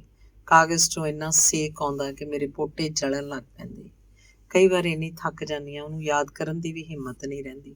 ਤੇ ਇਸ ਹਿੰਮਤ ਨੂੰ ਇੰਝ ਸੋਚਦੀ ਹਾਂ ਜਿਵੇਂ ਕੋਈ ਬਹੁਤ ਹਨੇਰੀ ਗੁਫਾ 'ਚ ਤਿੱਖੀ ਹਵਾ ਨਾਲ ਜੂਝਦਾ, ਹੱਥਾਂ 'ਚ ਮੋਮਬੱਤੀ ਲੈ ਕੇ ਦੂਜੇ ਹੱਥ ਦੁਆਲੇ ਵਲ ਕੇ ਲਾਟ ਨੂੰ ਬੁਝਣ ਤੋਂ ਥੰਮਦਾ ਤੇ ਬੱਤੀ ਦੇ ਘਟਣ ਵਧਣ ਨਾਲ ਉਹਦਾ ਦਿਲ ਵੀ ਘਟਦਾ ਵੱਧਦਾ ਰਹਿੰਦਾ ਹੈ। ਆਪਣੇ ਹੱਥਾਂ ਨੂੰ ਸੇਕ ਲੱਗਣ ਜਾਂ ਜਲਣ ਤੋਂ ਵੱਧ ਉਹਨੂੰ ਇਸ ਲਾਟ ਦੇ ਬੁਝਣ ਦਾ ਫਿਕਰ ਹੁੰਦਾ। ਇਹ ਮੇਰੀਆਂ ਬਾਤਾਂ ਮੇਰੀ ਉਮਰ ਤੋਂ ਵੀ ਲੰਮੇਰੀਆਂ। 5 ਫਰਵਰੀ 1973 ਦਾ ਖਤ ਹੈ। ਮੇਰੀ ਪਿੱਠ 'ਚ ਕਿੱਲਾਂ ਠੁਕੀਆਂ ਹੋਈਆਂ ਹਨ, ਜਿਵੇਂ ਹਰ ਸਮੇਂ ਕੋਈ ਹਥੌੜਾ ਮਾਰ ਕੇ ਕਿੱਲਾਂ ਨੂੰ ਮੇਰੀ ਪਿੱਠ 'ਚ ਕੰਧ ਵਾਂਗ ਕੱਢ ਰਿਹਾ ਹੈ ਤੇ ਅੱਠੇ ਪੈਰ ਸਪੀਡ ਦੇ ਲਹੂ 'ਚ ਭਿੱਜੀ ਰਹਿੰਦੀ ਹਾਂ। ਮੈਂ ਬੈਠੀ ਵੀ ਤੁਰਦੀ ਪਈ ਹੁੰਦੀ ਹਾਂ, ਦੌੜਦੀ ਪਈ ਹੁੰਦੀ ਹਾਂ। ਰਾਹ 'ਚ ਕੇਲੇ ਕੇਲੇ ਇੰਨੇ ਕਿੱਲ ਮੇਰੇ ਰਾਹ 'ਚ ਕਿਉਂ ਆ ਗਏ? ਇਸ ਰਾਹ ਤੋਂ ਚੁੱਕ ਕੇ ਕਿੰਨੇ ਹੀ ਕਿੱਲ ਮੈਂ ਆਪਣੀ ਛਾਤੀ 'ਚ ਠੋਕੇ ਹਨ, ਪਰ ਅਜੇ ਵੀ ਕਿਉਂ ਕੋਈ ਮੇਰੀ ਪਿੱਠ ਵਿੱਚ ਕਿੱਲਾਂ ਠੋਕ ਰਿਹਾ। ਮੇਰੀ ਕਲਪਨਾ ਦੇ ਖੰਭਾਂ 'ਚ ਵੀ ਕਿੱਲਾਂ ਗੱਡੀਆਂ ਹੋਈਆਂ ਹਨ। ਚੁੱਪ ਦੀ ਆਵਾਜ਼ ਸੁਣੋ, ਚੁੱਪ ਦੀ ਆਵਾਜ਼ ਸਿਰਫ ਆਸ਼ਿਕ ਦੀ ਰੱਤ ਸੁਣਦੀ ਹੈ। 23 ਅਪ੍ਰੈਲ 1973 ਦਾ ਖਤ ਹੈ। ਮੇਰਾ ਤਾਂ ਕੋਈ ਕੈਦੀ ਨੰਬਰ ਵੀ ਨਹੀਂ ਕਿ ਕੋਈ ਮੈਨੂੰ ਇਸ ਜੇਲ੍ਹ 'ਚ ਮਿਲਣ ਆ ਸਕੇ। ਤੇ ਸੱਜਰਾ ਖਤ 13 ਜੂਨ 1973 ਦਾ ਹੈ। ਉਹ ਤਾਂ ਕਿਤੇ ਵੀ ਨਹੀਂ ਹੈ। ਅੱਖਾਂ ਕਦੀ ਖੌਲ ਦਾ ਸਮੁੰਦਰ ਬਣ ਜਾਂਦੀਆਂ ਹਨ, ਕਦੀ ਸੁੱਕਾ ਦੂਰ ਤੀਕਣਾ ਵਿਛਿਆ ਮਾਰੂਥਲ। ਕਿੱਥੇ ਜਾਵਾਂ? ਹੁਣ ਤਾਂ ਆਪਣੀ ਲਾਸ਼ ਨੂੰ ਕੰਧਾ ਦੇਣ ਦੀ ਹਿੰਮਤ ਨਹੀਂ ਰਹੀ। ਮੈਨੂੰ ਪਤਾ ਨਹੀਂ ਸੀ ਜਿਸ ਦਿਨ ਉਹ ਤੁਰ ਗਿਆ ਸੀ, ਪਰ ਉਸ ਦਿਨ ਮੇਰੀਆਂ ਚੂੜੀਆਂ ਦਾ ਡੱਬਾ ਮੇਰੇ ਹੱਥੋਂ ਡਿੱਗ ਪਿਆ ਸੀ ਤੇ ਸਾਰੀਆਂ ਦੀਆਂ ਸਾਰੀਆਂ ਚੂੜੀਆਂ ਟੁੱਟ ਗਈਆਂ ਸਨ। ਮੈਂ ਕਿੰਨਾ ਚਿਰ ਸੁੰਨ ਉਹਨਾਂ ਦੇ ਟੋਟਿਆਂ ਨੂੰ ਆਪਣੇ ਹੱਥਾਂ 'ਚ ਖੁਬੋ ਕੇ ਵੇਖਦੀ ਰਹੀ ਸਾਂ। ਮੇਰਾ ਮੱਥਾ ਪਤਾ ਨਹੀਂ ਕਾਹਤੋਂ ਠਣਕਿਆ ਸੀ। ਉਹਦਾ ਧਿਆਨ ਆਇਆ ਕਿ ਉਹ ਠੀਕ ਤਾਂ ਹੋਵੇ। ਕੀ ਪਤਾ ਸੀ ਇਹ ਚੂੜੀਆਂ ਸੱਚਮੁੱਚ ਟੁੱਟ ਗਈਆਂ, ਹੁਣ ਕਦੇ ਨਹੀਂ ਜੁੜਨੀਆਂ, ਚਾਹੇ ਲੱਖ ਦੁਨੀਆ ਦੇ ਚੂੜੇ ਪਹਿਨ ਲਵਾਂ। 4-5 ਦਿਨ ਪਹਿਲਾਂ ਉਹਦਾ ਸੁਪਨਾ ਆਇਆ ਸੀ, ਜਿਵੇਂ ਹਸਪਤਾਲ 'ਚ ਹੈ, ਪਤਾ ਨਹੀਂ ਕਿਹੋ ਜਿਹੀ ਥਾਂ ਉਹਦਾ ਮੰਜਾ ਹੈ। ਮੇਰੀ ਭੈਣ ਤੇ ਭਾਬੀ ਮੈਨੂੰ ਉਹਦੇ ਕੋਲ ਜਾਣ ਨਹੀਂ ਦਿੰਦੀਆਂ। ਉਹ ਮੈਨੂੰ ਇੱਕ ਖਤ ਦਿੰਦਾ ਹੈ, 4 ਜਾਂ 5 ਸਫ਼ੇ ਦਾ, ਵੱਡੇ ਵੱਡੇ ਸਫ਼ੇ। ਪਹਿਲਾਂ ਕੁਝ ਸਤਰਾਂ ਕਿਸੇ ਨਜ਼ਮ ਦੀਆਂ, ਫਿਰ ਖਤ ਵਿੱਚ ਪਤਾ ਨਹੀਂ ਕੀ ਕੀ ਲਿਖਿਆ ਹੋਇਆ। ਕਾਹਦੀ ਮਾਫੀ ਉਹ ਮੰਗਦਾ ਰਿਹਾ ਖਤ ਵਿੱਚ। ਮੇਰੀ ਭੈਣ ਮੈਨੂੰ ਪੜ੍ਹਨ ਨਾ ਦੇਵੇ, ਆਖੇ ਕਿਹਦਾ ਖਤ ਹੈ, ਤੇ ਸ਼ਿਵ ਉੱਠ ਕੇ ਚਲਾ ਜਾਂਦਾ ਹੈ। ਦੂਰ ਕਿਤੇ ਪਤਾ ਨਹੀਂ ਕਿਹੋ ਜਿਹਾ ਰਾਹ ਸੀ। ਉਹ ਜਾਂਦਾ ਹੋਇਆ ਪਿੱਛੇ ਮੁੜ ਮੁੜ ਵੇਖੀ ਜਾਂਦਾ ਹੈ, ਹੱਥ ਹਿਲਾਈ ਜਾਂਦਾ ਹੈ। ਬਸ ਇੰਨਾ ਹੀ ਸੀ। ਮੈਂ ਇਸ ਸੁਪਨੇ ਨੂੰ ਕਿੰਨਾ ਚਿਰ ਫੋਲ ਫੋਲ ਵੇਖਦੀ ਰਹੀ ਸਾਂ ਕਿ ਆਖਰ ਉਹਨੇ ਇੰਝ ਅਲਵਿਦਾ ਕਿਉਂ ਆਖੀ ਸੀ ਮੈਨੂੰ। ਉਹਦੀ ਖਬਰ ਜਿਸ ਦਿਨ ਮਿਲੀ ਤਾਂ ਇਸ ਸੁਪਨੇ ਦੀਆਂ ਸਾਰੀਆਂ ਤਹਿਆਂ ਖੁੱਲ੍ਹ ਗਈਆਂ। ਮੇਰੇ ਸਾਹਮਣੇ ਖੜਾ ਇਹ ਸੱਚ ਕਿੰਨਾ ਭਿਆਨਕ ਹੈ। ਟੁੱਟੀਆਂ ਚੂੜੀਆਂ ਨੂੰ ਹੱਥਾਂ ਦੀਆਂ ਤਲੀਆਂ 'ਚ ਖੋਬ ਖੋਬ ਵੇਖਦੀ ਤੁਹਾਡੀ ਦਰਦਮੰਦਾਂ ਦੀਆਂ ਆਹੀਂ ਨਾਲ ਅੰਬਰ ਕਾਲਾ ਹੁੰਦਾ ਸੁਣਿਆ ਸੀ, ਪਰ ਸ਼ਿਵ ਦੀ ਮੌਤ ਨਾਲ ਜੋ ਦਰਦਮੰਦਾਂ ਦੀਆਂ ਆਹੀਂ ਨਿਕਲੀਆਂ, ਉਹਨਾਂ ਨਾਲ ਪੰਜਾਬੀ ਸਾਹਿਤ ਦਾ ਅੰਬਰ ਕਾਲਾ ਹੁੰਦਾ ਅੱਜ ਅਸੀਂ ਸਾਰੇ ਅੱਖੀਂ ਵੇਖ ਰਹੇ ਹਾਂ। 26/6/73 ਤੇ ਇਹਨਾਂ ਕਾਗਜ਼ਾਂ ਤੇ ਛਪਦਿਆਂ ਉਸੇ ਕੰਬਖਤ ਦਾ ਖਤ ਆਇਆ। ਮੇਰੀ ਮਾਂਗ 'ਚ ਹੁਣ ਕਿਹੜਾ ਸੰਧੂਰ ਭਰੋਗੇ? ਹੁਣ ਤਾਂ ਹਰ ਸੰਧੂਰ ਮੇਰੀ ਮਾਂਗ ਲਈ ਬਸ ਰਾਖ ਹੈ। ਕੋਈ ਇੱਕ ਉਸ ਕਬਰ ਦੀ ਰਾਖ ਹੀ ਮੈਨੂੰ ਲਿਆ ਦਿਓ, ਜੋ ਕਦੇ ਮੇਰੇ ਮਾਂਗ 'ਚ ਸੂਹੇ ਫੁੱਲ ਦੀ ਤਰ੍ਹਾਂ ਹੱਸੀ ਸੀ ਤੇ ਲਹੂ ਵਾਂਗ ਮੇਰੇ ਸੀਨੇ 'ਚੋਂ ਵਗਦੀ ਰਹੀ ਸੀ। ਤੇ ਫਿਰ ਫੁੱਲਾਂ ਦੇ ਪੱਤੇ ਝੜਦੇ ਰਹੇ ਤੇ ਮੇਰੇ ਅੰਦਰ ਜ਼ਖਮਾਂ ਦੇ ਪੱਤੇ ਉੱਗਦੇ ਰਹੇ। ਹੁਣ ਜ਼ਖਮਾਂ ਦਾ ਬਹੁਤ ਵੱਡਾ ਜੰਗਲ ਹੈ ਤੇ ਹੋਰ ਘਣਾ ਹੁੰਦਾ ਜਾ ਰਿਹਾ ਹੈ ਤੇ ਸੂਰਜ ਦਾ ਵਜੂਦ ਵੀ ਇਹਦੇ ਹਨੇਰੇ 'ਚ ਗੁੰਮਦਾ ਜਾ ਰਿਹਾ ਹੈ। ਧੰਨਵਾਦ।